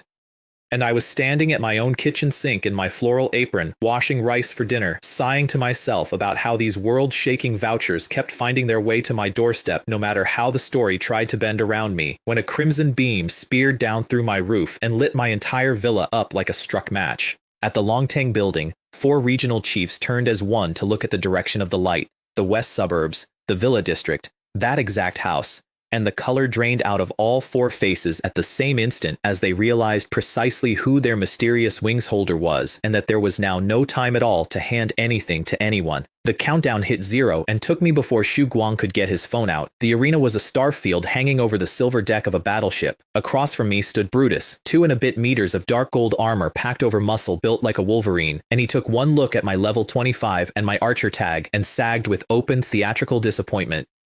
He muttered that China had really fallen so far that it let some lucky trash-tier child hold the world's 3rd-ranked gear, that catching a boss's last hit didn't make a boy worthy of wearing it, and what an absolute waste this was of his valuable time. He didn't even bother settling into a stance, so I didn't bother waiting for the count to finish. First arrow, straight into his face. Minus 425,000. His mocking smile hadn't finished forming before a health bar the size of a lake became a sliver, and he staggered back several full steps, and his own mother tongue slipped out of him in raw disbelief. Level 25, 1 arrow, 400,000 off. Is the world insane, or am I? Honestly, I was a little surprised myself that 500,000 attack hadn't ended a level 84 in a single shot, which told me in one clean number exactly how monstrous his health and his defense really were. As expected of a top fighter, I said, and drew again. Second arrow, through the throat, and the mountain of a man crashed full length onto the deck. And I'd barely let my breath out when a pillar of white angel light hauled him back onto his feet at full health, his famous Titan's heart, the resurrection breastplate, the one my wings had knocked down to 4th on the board, triggering exactly as advertised. And he came up off the deck roaring, with adamantium claws springing out of his fists. So it can revive. Good to know. I didn't hesitate this time. I buried him under a storm of arrows before his boots had properly found the deck, and the fully healed bar emptied out again in under half a second, and on this pass there was no breastplate left with a second opinion. I stepped back into my own living room untouched, rice still on my hands, and Xu Guang and 3 chiefs, who'd raced across the city expecting to spend the next hour talking a terrified anonymous holder into surrendering the wings, stood frozen in my doorway as the announcement rolled around the planet. Dragon Kingdom wins. Brutus, deceased. United States, national fortune minus 20%. Dragon Kingdom plus 20. Between Japan and the United States, my country had pulled 40% of 2 rival superpowers' fortunes into itself inside a matter of days. And this time, the whole nation felt the tide come rolling in, thick and rich, experience gains up by half again on top of what they already were. Awakeners out in the wild suddenly cutting through monsters like the ground had tilted downhill beneath their feet. People standing in the teleport halls clenching their fists and asking each other, is this what it feels like? Plundering the strongest country on earth. He was pretty tough, I told the speechless chiefs, peeling off my apron. Hard to put down. Han Tian looked at me like I'd personally aged him a decade in one afternoon and said, you little rascal, you keep grinding our old hearts into the dirt, one world announcement at a time. Then the United States went eerily, completely silent. No rage, no threats, no vows of revenge posted to any channel, which is the single most frightening thing that particular nation does, and every country that had ever tangled with its style felt the cold of that silence settle in. And the fake mayor of South City stood at his office window watching the red beam fade over the west suburbs, a cup of cold tea going colder in his hand, and finally understood that the purple cloud wings had been sitting right under his nose the entire time, hidden extremely well. Right under my nose, he murmured, and dug an old burner phone out of a locked drawer and sent one coded line across the sea. Fireflies confirmed in the west suburbs. The dragon-slaying plan may need to be brought forward. Then he burned the SIM card down to slag with a lighter and locked the empty box away. He got his confirmation soon enough because 2 more Japanese killers tailed me home not long after, and I led them onto a lonely mountain road and put an arrow through each of their skulls inside half a minute, while Zhou Wei and Nightblade watched from the tree line, and for once let me handle it myself, deciding a little blood on my own hands now and then would help me get used to the shape of the life I was living. But 2 dead SR rank on Miyoji told the mayor everything he'd wanted to confirm, that Lei Chen was shadow depth, 1 boy, all of it, the same person, and he activated a plan he had spent 10 patient years building. He requested the Empire's highest level of support. Japan woke every sleeper agent it had ever buried in the Dragon Kingdom, ordinary-looking office workers and shopkeepers and low clerks who'd been planted before they came of age and quietly awakened on our soil, and began funneling all of them, slowly, invisibly, toward one small southern city. And my squad, feeling the weather change without knowing its name, did the sensible thing and moved in around me, Bear and Wang Mei Li buying villas right beside mine and Shu Roki's, turning our corner of the west suburbs into the single safest fortress in South City, which is a genuinely comforting thought, right up until the moment you remember that when an enemy can't reach the man himself, he reaches instead for the people standing closest to him. It came for the people around me, exactly on schedule, on a day I let my guard down to go buy my sister a birthday present. We were at Central Square downtown, the whole squad, Bear and I arguing over a Peppa Pig cake because he swore up and down that you air would love it, the girls drifting off to gawk at a street singer working the fountain. It was the most ordinary I'd felt in weeks, which should have been the warning, because ordinary is a thing my life has to be tricked into. What none of us clocked was that the crowd around that fountain had quietly filled up with the wrong kind of people, faces that didn't look at the singer, and that high in a tower overlooking the plaza, the fake mayor stood at a window watching, having emptied every asset the Empire had left in the entire country into this one square, because the target standing in it was worth the whole account. Then a low, sick hum rolled out across the flagstones, and a semi-transparent dome of dark purple energy bloomed up over the whole plaza and sealed us inside it. An Orochi sheath barrier. 50 million health, runes crawling across the surface of it, the kind of cage it takes an SSR rank on Myoji to raise and which exists for exactly one purpose, to trap a strong enemy and grind him to death slowly, while nobody on the outside can reach him. Magic circles ignited across the ground around me, and low shikigami clawed their way up out of them, and in the same breath dozens of figures shed their disguises at once, ninjas and Onmyoji stepping out of the crowd and the shopfronts and the alley mouths, every weapon in the square turning to point at me. Ordinary people screamed and scattered for exits that no longer existed. My shadow detail moved to close on me and got cut off by a middle-aged Onmyoji who unfurled a true SSR Shikigami, a demon sword princess, the kind of thing that can carve up a small army by itself. Nightblade's face went grim. He told the other two to go, to reach me, and threw his whole body at her to buy them the seconds. I raised the bow and fired into the front rank, and the arrows vanished. A pale man hung in the air over the plaza, fingers moving in small, precise gestures, and the space directly in front of each of my arrows folded, swallowed the shaft, and spat it out somewhere useless, into the sky, into the flagstones, into a wall, never once into flesh. Void. The United States Space Mage. The exact predator Ren Fang had drawn for me in red ink in a friendly duel, a thing my auto-lock could never grab and my raw power could never reach. Shooting in a straight line, he called down, almost pitying, so primitive, and told me my attacks would never touch him, that this was the law of space itself, and I was a caveman waving a stick at the weather. I changed my firing angle, once, twice, a dozen tricky arcs from a dozen directions at a dozen heights, and every single arrow dropped into a rift and fell harmlessly out of another one, and for the first time since the birch grove, I felt that cold, helpless frustration crawl back up my spine. All that attack, every impossible number on my panel punching a fistful of cotton, while behind me the people I'd brought to buy a cake started, one by one, to bleed, and they were bleeding. Joey smashed through the mob and dropped an Aegis wall in front of Bear and me, his armor already scorched and dented from the fight just to reach us, spat a mouthful of blood onto the stones, and named the 3 top 10 on Myoji closing in on our position. His shield shattered under the next volley, and he took the impact on one knee, gray-faced, and got up anyway. Little Red got torn out of the air by Shikigami, and Shuroki resummoned it smaller, her face white with the strain. Wang Mei Li took a stealth blade across the arm and staggered, blood running down to drip off her fingers, and kept her frost going anyway. Xiaoqing wrapped Zhou Wei in green light and dragged his health back up from the edge. Bear, who has never been a fighter and never pretended to be, kept all 3 seals glued to me, while poisoned kunai opened thin cuts all across his round body, and his clothes went dark and heavy, and he did not once think about running. And my 700,000 barrier, strong as it was, had become a bathtub draining under a fire hose that would not shut off, a dozen enemies pouring skills into it without pause, and I could do the arithmetic in my head, and the arithmetic said 10 minutes, maybe less, and then they would be into my real health, and after that they would be into the people around me who had far less of it. Outside the dome, 3 regional chiefs had dropped out of the sky and slammed into a wall of 50 million health. Dashan hacked at it with a mountain-splitting blade, minus 114,000 a swing, and it did not break. Han Tian drove a dragon spear into it, minus 128,000, and it held. Ye Hong rained corrosive dew across the top of it, ticking it down a sliver at a time. 3 enraged giants hammering the outside of a cage with everything they owned, and the barrier's bar slid down. 40 million, 30, 20, and through the purple haze they could hear the sounds inside the dome going quieter, and there was nothing in the world they could do but hit it faster and pray they were fast enough.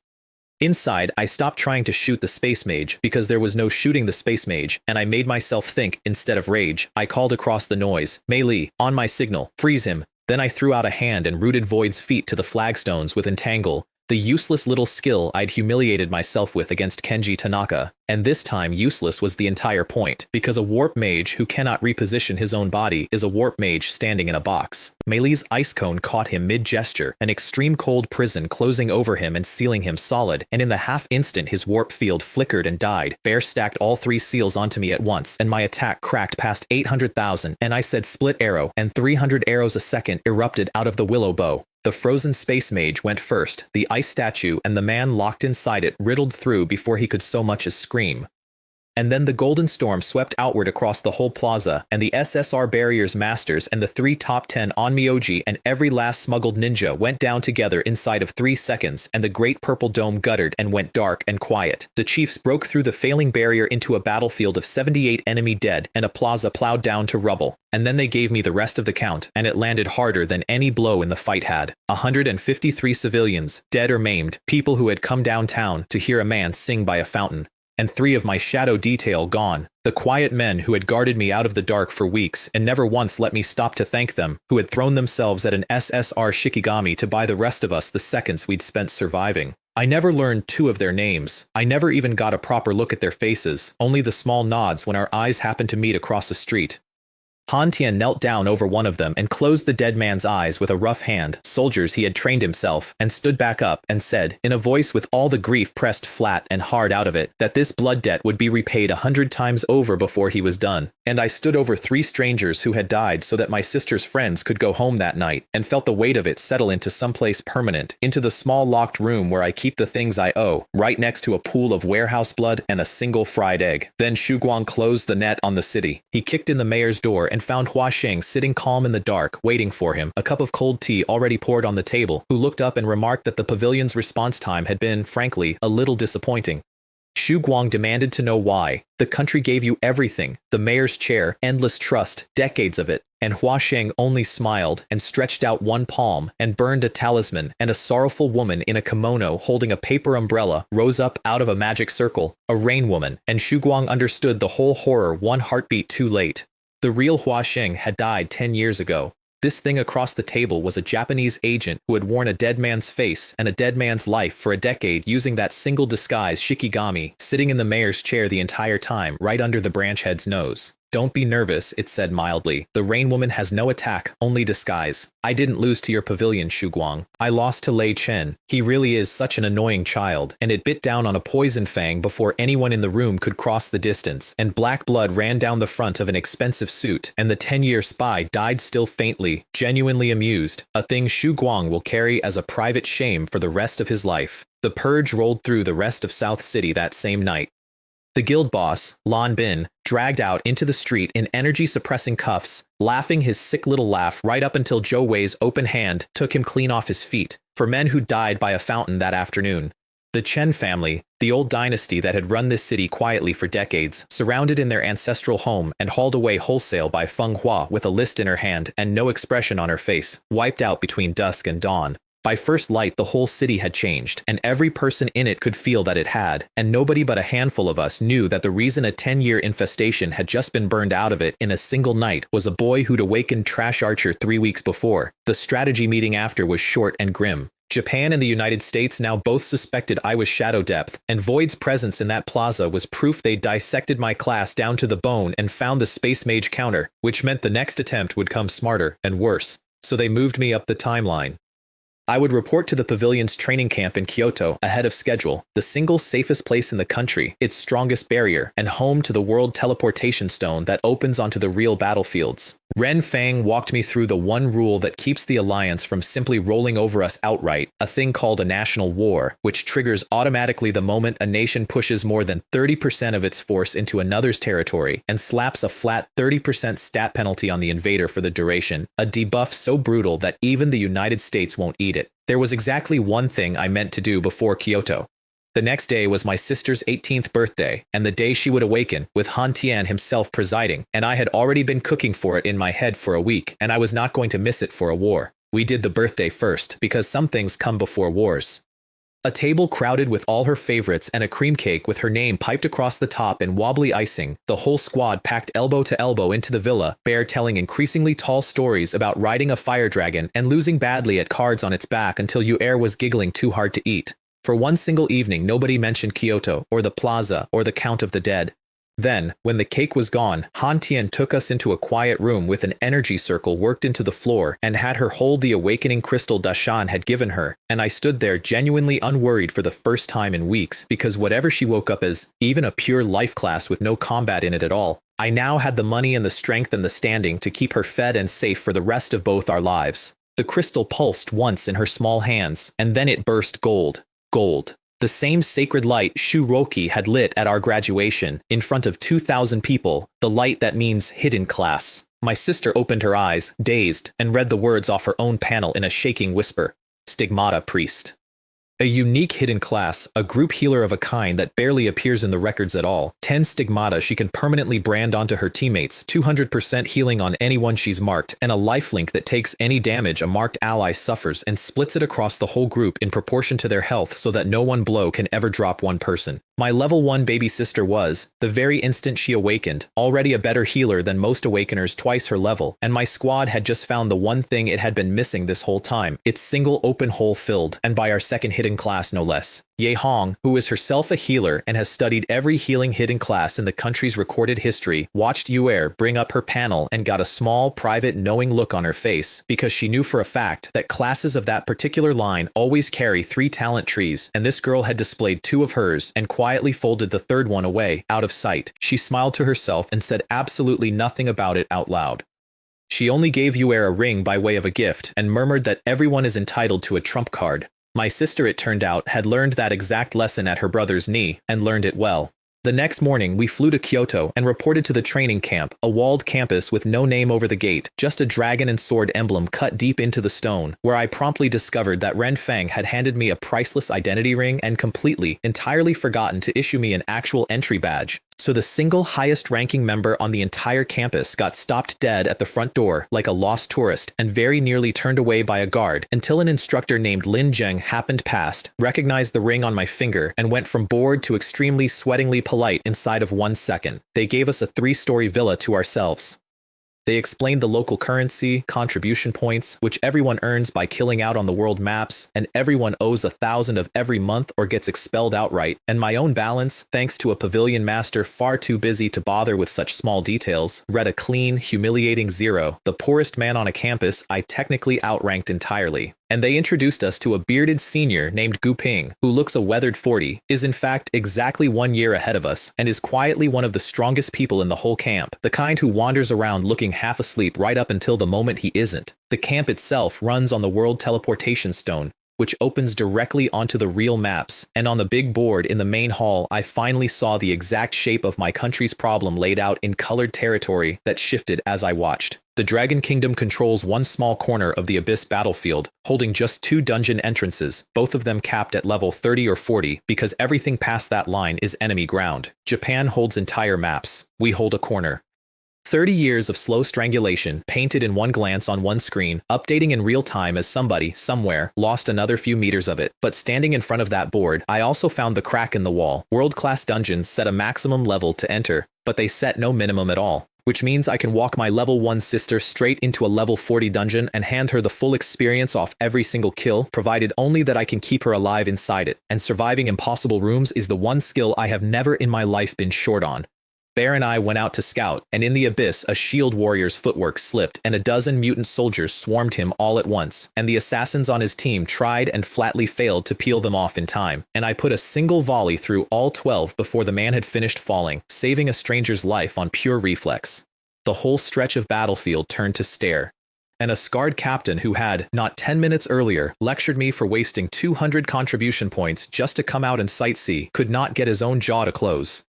Then Bear and I walked up to the level 30 world dungeon, the abandoned outpost, and at the difficulty select I chose Hell, which no one in the entire Dragon Kingdom had cleared in 30 years, our proud national best ever being 83% of the way through on easy before the team broke and ran. Inside, there was no safe zone anywhere, monsters spawning right on top of us the instant we entered, and Bear nearly died inside the first breath of it, so I hung the one-time life charm around his neck and told him to hang well back and keep his seals on me and absolutely nothing else. 7 ring-shaped floors, each one meaner and darker than the last, each with a single elite guardian at the center of the ring that dropped to a single arrow the moment it noticed us. And at the very bottom of the last ring, a hell difficulty boss named Bale, 300,000 health, and a berserk drain that doubles his damage and doubles his reach and heals him for the full amount of everything he lands, so that the longer you fight him, the stronger and healthier he gets. A wall that has turned back every conventional team that ever managed to crawl that far down into the dark. He brought a halberd around into my side hard enough to split a small mountain in half, -1. Then I put one thin gold arrow through him, -300,000. And the demon general who had held that gate against an entire nation for 30 years came apart like a sandcastle meeting the incoming tide. First clear, 20 million experience, an epic ring, a reward called a void crystal that I didn't yet understand the weight of, and a national announcement, 3 times over, driven straight into the skull of every awakener in the Dragon Kingdom at once. Congratulations to an Awakener squad on the first ever clear of the level 30 world dungeon, abandoned outpost, on hell difficulty. The whole nation went dead silent for a single beat, and then it detonated. Grown veterans who had spent 30 years of their lives failing that exact dungeon wept openly in the streets and the teleport halls because the words world-class dungeon had sat on the national chest as a humiliation for their entire adult lives, a forbidden zone, an insurmountable wall, a monument to everything that had been quietly taken from them. And 2 kids in ugly cartoon masks had just strolled clean over it on the hardest setting it has. I came out into a teleport hall that had turned into a screaming marketplace, ignored every mouth in it, and my phone rang. The pavilion master, Ren Fang, in a voice that was genuinely, openly trembling, asked me if that had really just been me. Just the 2 of us, I told him. He shouted so loudly that Bear heard the whole thing without the speaker even on, and then, in his sheer scrambling hurry to come and see me in person, hung up, and immediately called back to ask, a little sheepishly, which dorm was mine. Ren Fong and Han Tian came to the dorm within the hour, and when I mentioned the reward called a void crystal and pulled it out of my inventory, a pigeon egg of transparent, softly pulsing glow sitting there in my palm, 2 of the most powerful men in the country stared at it with their eyes gone red, and Ren Fang's hands actually shook when he asked if he could hold it.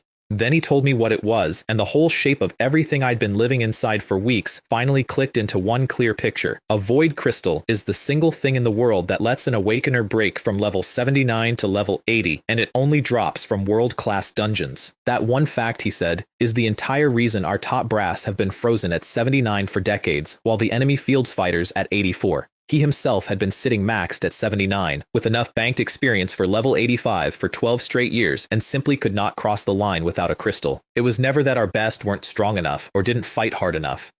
It was that the coalition had spent 30 patient years making very sure we could never reach the dungeons that produced the key, a quiet, methodical stranglehold on the literal ceiling of a nation's power. Some of those men, he said, and his voice dropped low, lost all hope of ever breaking through in their lifetimes. And a few of them, in that despair, defected to the countries that could offer them the crystal we couldn't. World dungeons drop it on a chance that climbs with difficulty. 25% on easy and on hell, guaranteed every single time, which meant that the wall 30 years of my nation's finest had thrown themselves against and died on, I could simply produce, 1 dungeon run at a time. I pushed the first crystal across the table and told him to consider it a small gift. The man didn't thank me.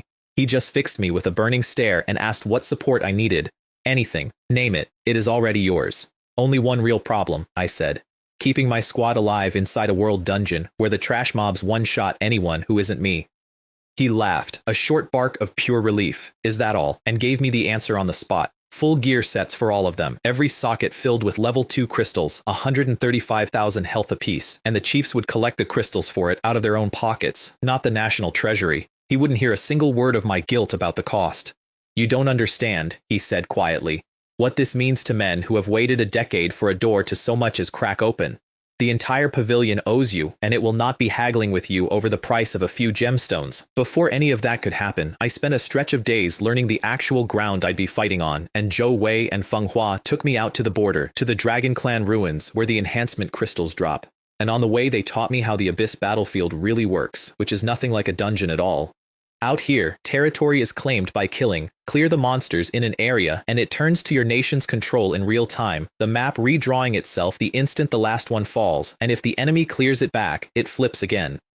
The whole front is a living thing that breathes back and forth, and the shape of it, right now, was a slow humiliation drawn in colored ground. Japan holds entire regions and uses only a fraction of its available force to do it. A fraction, because that fraction is enough to keep the Dragon Kingdom bottled up in one small corner, unable to push out to the higher dungeons, unable to reach the crystals, unable to grow. They don't even have to try hard. That, more than any single battle, was the 30-year stranglehold made visible. A great nation penned into a corner of a map by an enemy who could afford to do it with one hand. Along the way, I also collected a camp rival, a boy named Zhou Chao, who mouthed off at Bear over a plate of chicken legs in the cafeteria and got quietly shut down by the bearded senior, Gu Ping, before it could go anywhere, and I filed the name away under later, the way you note a splinter you'll deal with after the heavy lifting is done.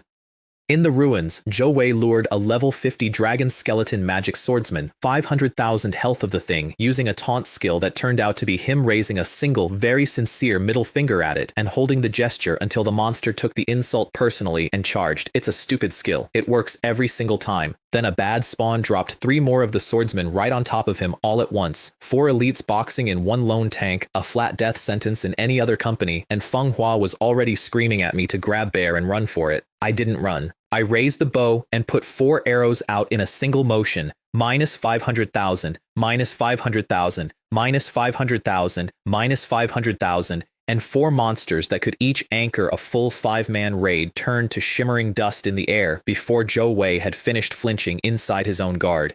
He stayed frozen in his defensive crouch, shield still up, staring at the empty ground where 4 elites had just been standing. Feng Hua's bow hung locked on a target that had already stopped existing.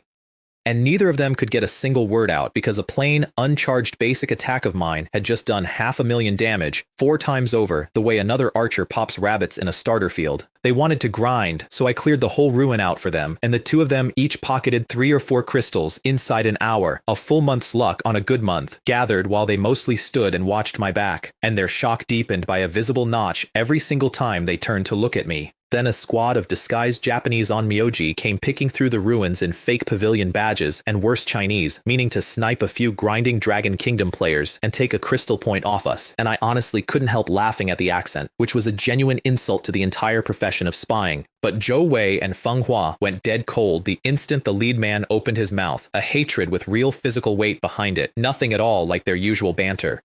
Zhou Wei walked straight up and slapped the leader across the face hard enough to knock his fake hair sideways and make the whole disguise drop, and when the Shikigami came boiling out of the circles, I one-shot every one of them while the 2 of them cut the onmyoji themselves down to the ground, personally, with their own hands. And afterward, standing in the quiet with the smell of it settling around us, I asked them why they hated the Japanese the way they did. Not the ordinary way everyone in the country did, the bone-deep way, the way that went cold instead of hot. Zhou Wei told me, and his voice went all the way down to gravel. Years ago, in the Abyss, their captain led their whole squad out for a training run, and they were ambushed by disguised Japanese in almost exactly the way we'd just been ambushed. Enemies and stolen badges taking advantage of them while they were already occupied fighting a wave of monsters, hitting them from a blind side. And while they fought their way clear of the trap, the mage and the support of the squad stayed behind and spent their own lives buying the rest of them the room to escape. The mage who died back there was the captain's wife. She was Shu Guang's wife. She was Shu Ruoqi's mother. And Ruo Qi, Zhou Wei said, staring hard at the ground between his boots, still doesn't know the real reason her mother died, only that she went out one ordinary day and never came home. I stood there holding that, and I set it down very carefully next to the 3 unnamed shadow soldiers and the single fried egg and the pool of warehouse blood in the small locked room where I keep the things that matter far too much to look at head on. And I finally understood, all the way down to the floor of me, why these iron people had bet an entire nation on a boy who'd awaken Trash Archer in front of a laughing crowd of 2,000. They were never chasing a ranking on a board. They were trying to build a world where nobody else's mother had to die face down in the mud the way hers had, so that nobody else's little girl had to grow up carrying a grave and never once being told whose name was on it.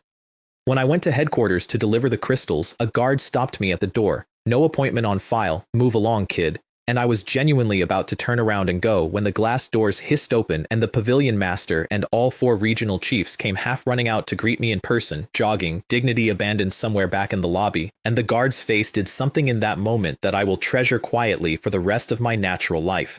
Upstairs, they handed my squad their survivability sets, and every health bar in the room leapt over 150,000 at once, a visible warmth flooding through all of them, Bear shouting about 160,000 health like he'd hit a lottery number. But the funniest figure in the entire room belonged to my sister, a level 1 healer dressed head to toe in a deep purple set socketed with level 2 crystals, whose health bar read 148,752, which Ye Hong declared, with a completely straight face, the single toughest newcomer in the recorded history of the Dragon Kingdom, while my sister ignored the historic milestone entirely because her new staff had a pretty gem on the end of it. Then they told me the ask and braced themselves to say it. Only 8 men in the entire country were sitting maxed at level 79, ready to break through the very instant a crystal touched their hands, and they needed 8 void crystals, and they said the number the way you'd name a mountain you didn't really expect to be allowed to climb, apologizing in advance for the sheer size of the request. Give me 2 days, I said.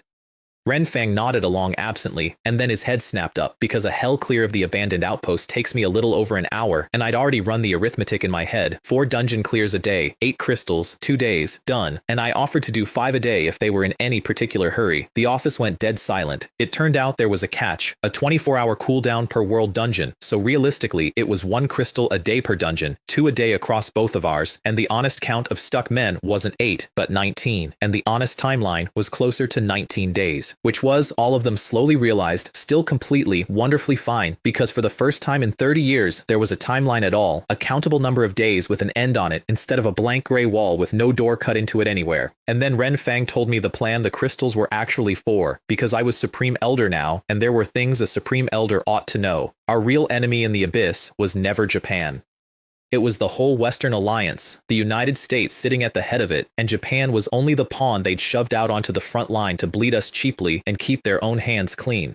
The Dragon Kingdom had spent decades holding its one corner and quietly stockpiling numbers, waiting on 2 things it could not manufacture on its own.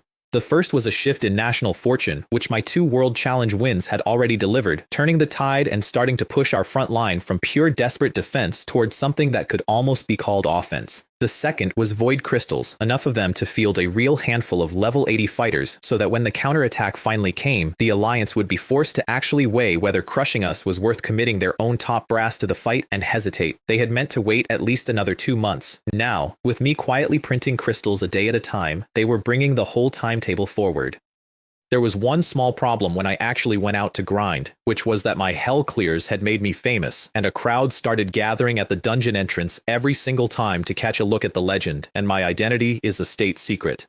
My sister solved it by producing a fistful of hideous cartoon collector masks out of her inventory, a freckle-faced squint for me, a snot-nosed one for Shuruoki, a sausage-lipped uncle for Bear, and distributing them with a stern warning to be careful. These are rare limited editions, you know. The crowd laughed itself absolutely sick at the squad of ugly masks solemnly walking into hell difficulty, right up until the moment we cleared it, and then a photo of 5 hideous cartoon faces standing in a teleport array went viral across the entire nation inside a day. Renfang's fix for that particular leak was genuinely, quietly brilliant.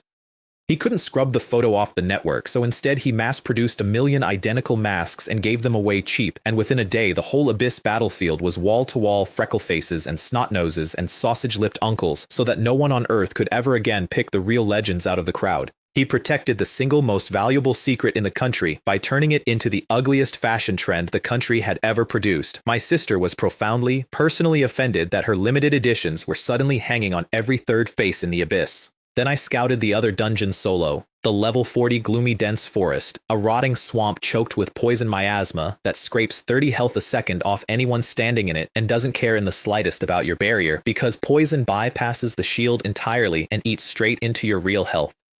Which was a genuinely interesting problem for exactly as long as it took me to notice that my real health regenerates faster than the miasma drains it, so the whole deadly killing fog amounted to a -30 and a +30 politely trading places over my head while I strolled through it. I cut through the entire compact, twisted, foul place in about 40 minutes, one-shotting everything that so much as moved, and at the black, rotting heart of it, a three-headed corrupted serpent boss with 800,000 health reared up on 6 cold eyes, and I put 3 arrows through its 3 skulls at the exact same instant, all of them landing together for more than its total health at once, and it toppled like a felled tower. First clear of the level 40 world dungeon on Hell difficulty, another guaranteed void crystal, and the nation's channels, already reeling from a 30-year curse breaking twice in 1 week, flooded with the same 4 words typed over and over by a whole country at once. The rise of the Dragon Nation. But the thing that actually mattered to me happened quietly, on my own panel, where nobody else could see it. That clear pushed me to level 30, and the 4th and final entry of my hidden talent unlocked, and I read it, and I had to go and sit down on a rock. Arrow of Annihilation. Gather power and killing intent, and fire a single arrow that carries the will of erasure. 100% of attack as physical damage, unblockable, undodgeable, no defense on earth applies to it. And then the line that stopped my breath cold in my chest. The skill can be charged infinitely. Every minute of charge adds 50% damage and 500% range. No cap. It stacks forever. 1 hour cooldown after firing. Charge it a single day, and it does 720 times my damage across a range of hundreds of kilometers. Charge it a week, a month, and there is nowhere left on this entire planet a person could hide from it. No wall thick enough, no bunker deep enough, no ocean wide enough to matter. This was not a skill for clearing monsters or farming dungeons. This was a divine arrow of judgment, built to end one specific named person 1,000 miles away, ignoring every wall and every guard and every law of the world except the single, simple will to erase them from it.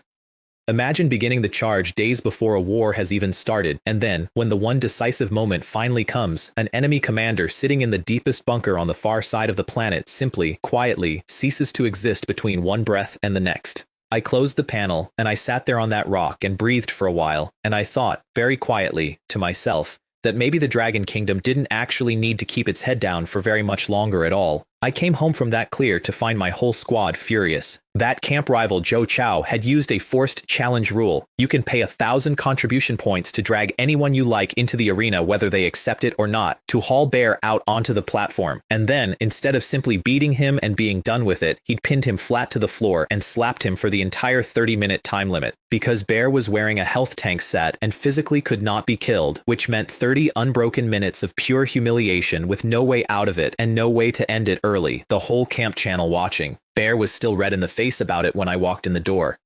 And Shuroki had already taken her own revenge, in her own very particular way. She cannot bring herself to physically strike another living person. Upbringing, it's a whole thing with her. So she had instead challenged Joe Chow's girlfriend to the ring, and had Little Red gently, thoroughly roast the girl over an open flame for a full 20 minutes, and she confessed with a small frown to being genuinely disappointed that she hadn't managed to get the whole half hour in before the girl tapped out. My entire squad looked at Shuroki a little differently after that story, with a new and slightly wary respect. I decided to settle the Joe Chow side of the ledger more directly. I challenged him. He accepted instantly, still riding high and furious, which at least saved me the 1,000 points. I walked across the arena and slapped him once, and forgot, in the moment, to control 9,000 points of strength, and he vanished clean off the edge of the platform before I could even bring my hand back for a second. Ring out, duel over before it had properly begun, which wouldn't do at all.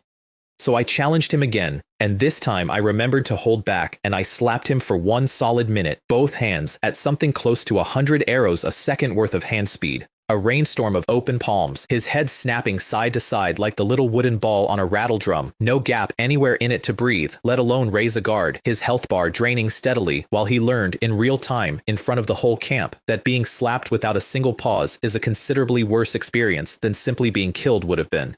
Then I challenged him again. He didn't want to accept that time, so I paid the 1,000 points and made him, and again after that, and again, 10 times, over the better part of an hour, forced challenging straight through the cooldown every time he stopped accepting, each round running a little longer than the one before it. By the 4th round, the grin was long gone.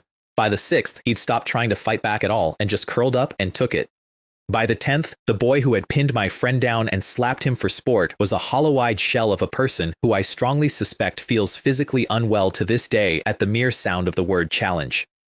Objective achieved. The whole camp channel watched the challenge notices scroll past, over and over and over and over, in a stunned, total, second-hand traumatized silence.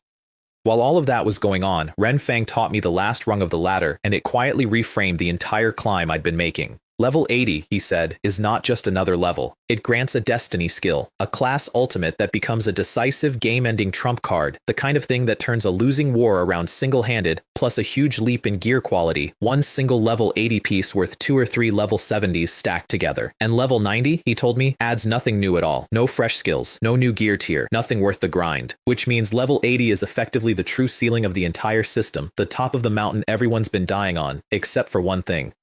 At level 80, with 10,000 reputation points and 100 void crystals, an awakener can attempt a job change, which drops you all the way back down to level 1, but keeps half of your accumulated stats, evolves every single skill you own into a stronger evolved version of itself, and, he said, choosing his words with visible care, raises the ceiling on your attributes.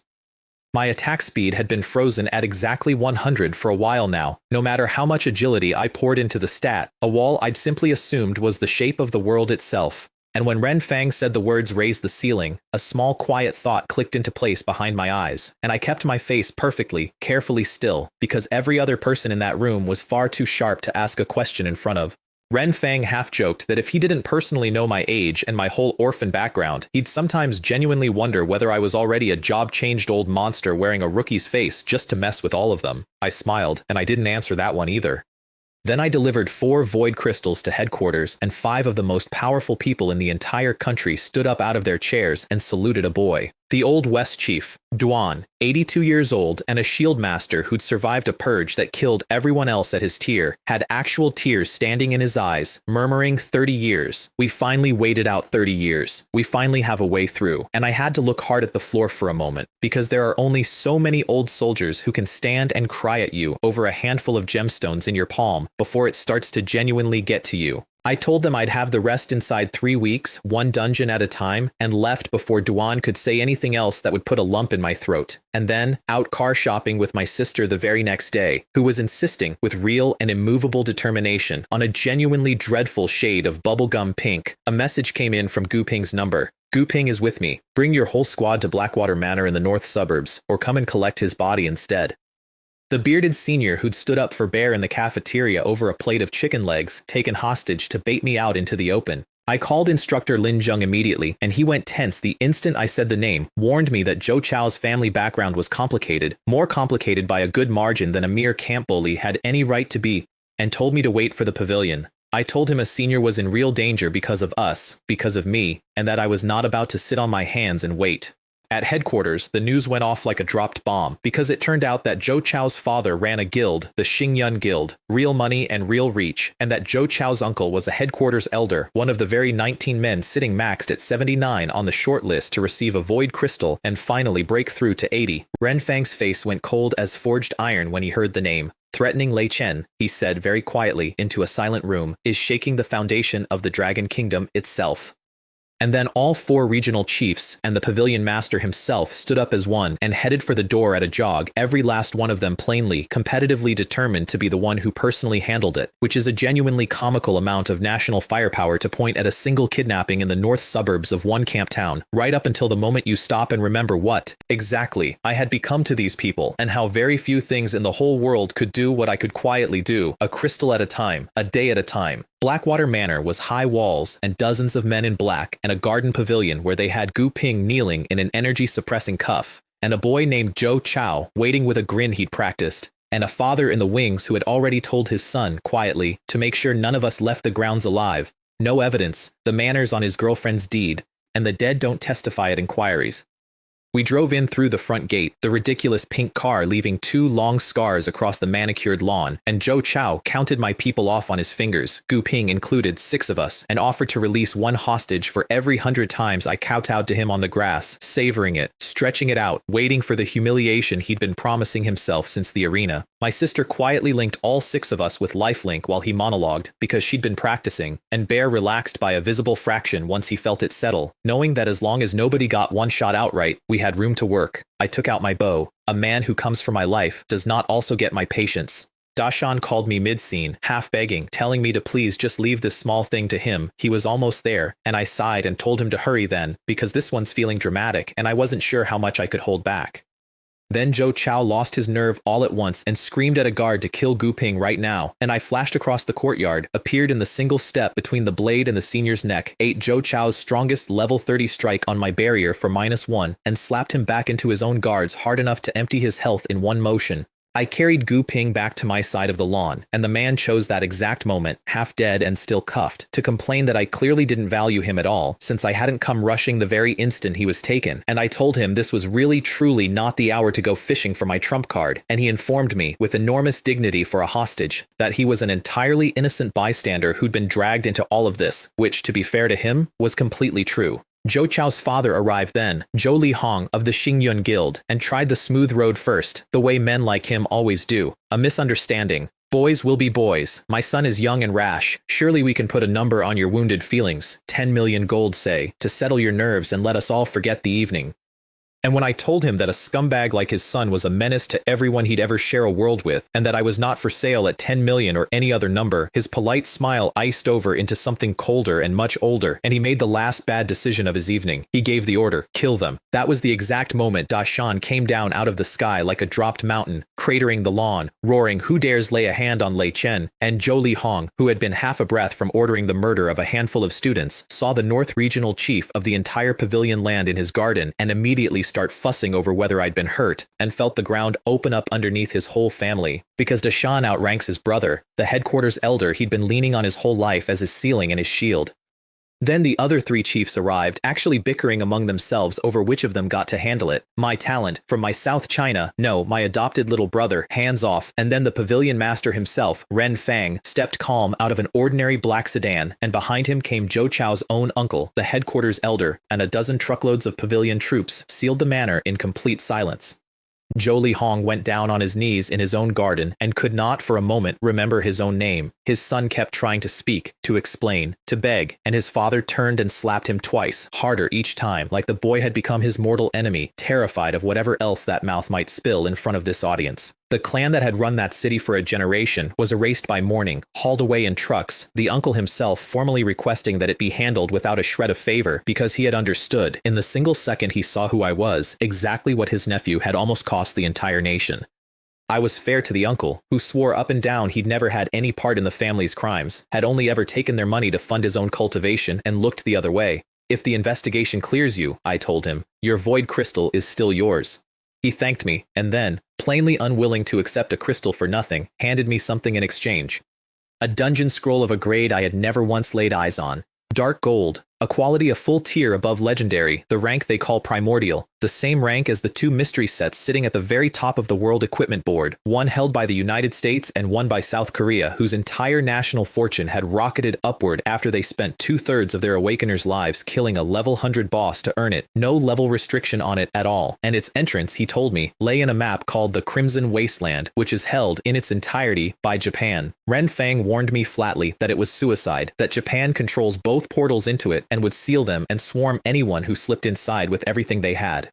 I put it in my inventory anyway, because a wall being enemy held has quietly stopped meaning very much to me at all, and as I climbed back into the absurd pink car, I told Ren Fang the thing that had been sitting in my chest since the day I hit level 30 and read a talent built to erase a man from the far side of the planet. I don't think the Dragon Kingdom needs to keep its head down anymore. And, I added, before he could start arguing, don't worry, I'll tell you before I go into the Crimson Wasteland. Across the sea, they had arrived at the exact opposite conclusion. In a heavy dark room in East Capital, the head of the Onmyoji sat with an intelligence network that had been ripped up by the roots. Every agent in the Dragon Kingdom dead or gone silent since South City, only one fragile channel left to him now, the abyss, slow and dangerous and thin. And a young woman spoke into the gloom, his adopted daughter, Kiko Yamada, a level 52 Onmyoji, who looks 17 and is well past 30, all baby face and cherry blossom lips with something faintly bitter running underneath the sweetness of them. She volunteered to walk into the Dragon Kingdom herself, in person, using a stripped-down Rain Woman Shikigami for her disguise, the very same Shikigami that had hidden a spy in the mayor's chair of South City for 10 undetected years. My methods, she said, smiling in a way that did not match the child's face she was wearing at all, aren't limited to summoning Shikigami. And then a runner burst into the room with worse news than any of them were braced to hear, from a deep-cover agent still in place, codenamed Dark Hawk. The Dragon Kingdom had cleared a world-class dungeon on Hell difficulty 2 days running, the same low-level squad taking a level 30 and then a level 40 back-to-back, which meant void crystals, stable and guaranteed, a supply of them, which meant the wall the coalition had spent 30 patient years building around China's throat had just quietly fallen off its hinges. The room went white with fear. Kiko Yamada only smiled wider and laid out her plan in a soft, pleasant voice. Squeeze the Dragon Kingdom's tiny scrap of abyss territory until it can no longer reach its own 2 dungeon entrances, muster the recalled Crimson Wasteland forces, move in 3 days, and let her go and deal with the source of all of it herself, personally. And I, in the days after, settled into a life so strange that it had started, against all odds, to feel like a normal one. 2 world dungeons a day, a void crystal out of each, quietly handing my nation back the 30 years the coalition had stolen out of its future. Chiefs dropping by the villa to collect crystals and staying for tea and gossip about each other. Gu Ping wandering in like he lived there, exclusively at mealtimes. My attack passing 1 million, which as far as anyone alive can tell, makes me the single strongest thing currently standing on the planet. My sister at level 28, a healer who can now preload a resurrection onto her friends before a fight has even started. It was, for a boy who'd awakened Trash Archer in front of a courtyard of 2,000 laughing people, a genuinely unbelievable place to be standing. The morning it broke, I stepped out of my dorm into a wave of brand new faces, the fresh batch of recruits arriving to fill out the camp, dragging suitcases across the yard, wide-eyed and nervous and loud. Gu Ping was somewhere in the crowd carrying luggage, exclusively for the girls. And in all that noise, a small figure caught my eye. A little girl in a fancy doll dress, dragging a pink suitcase in one hand and hugging a stuffed toy in the other, surely far too young to have passed the assessment, her big round eyes drinking in everything around her with pure, open delight. I turned to the instructor standing beside me and asked, genuinely puzzled, whether that child could really be a new student in our year.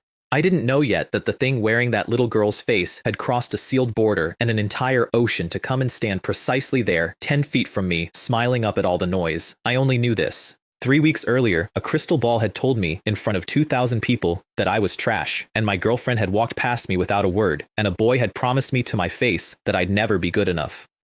And now, a nation's entire top brass flew across the country just to stand guard over me. 2 rival superpowers had burned their best spies and their rarest treasures just to find out what I was, and somewhere out past the horizon, a war was quietly gathering that I would walk into in 5 months. 3 men had died in the dark for me, and I still didn't know 2 of their names.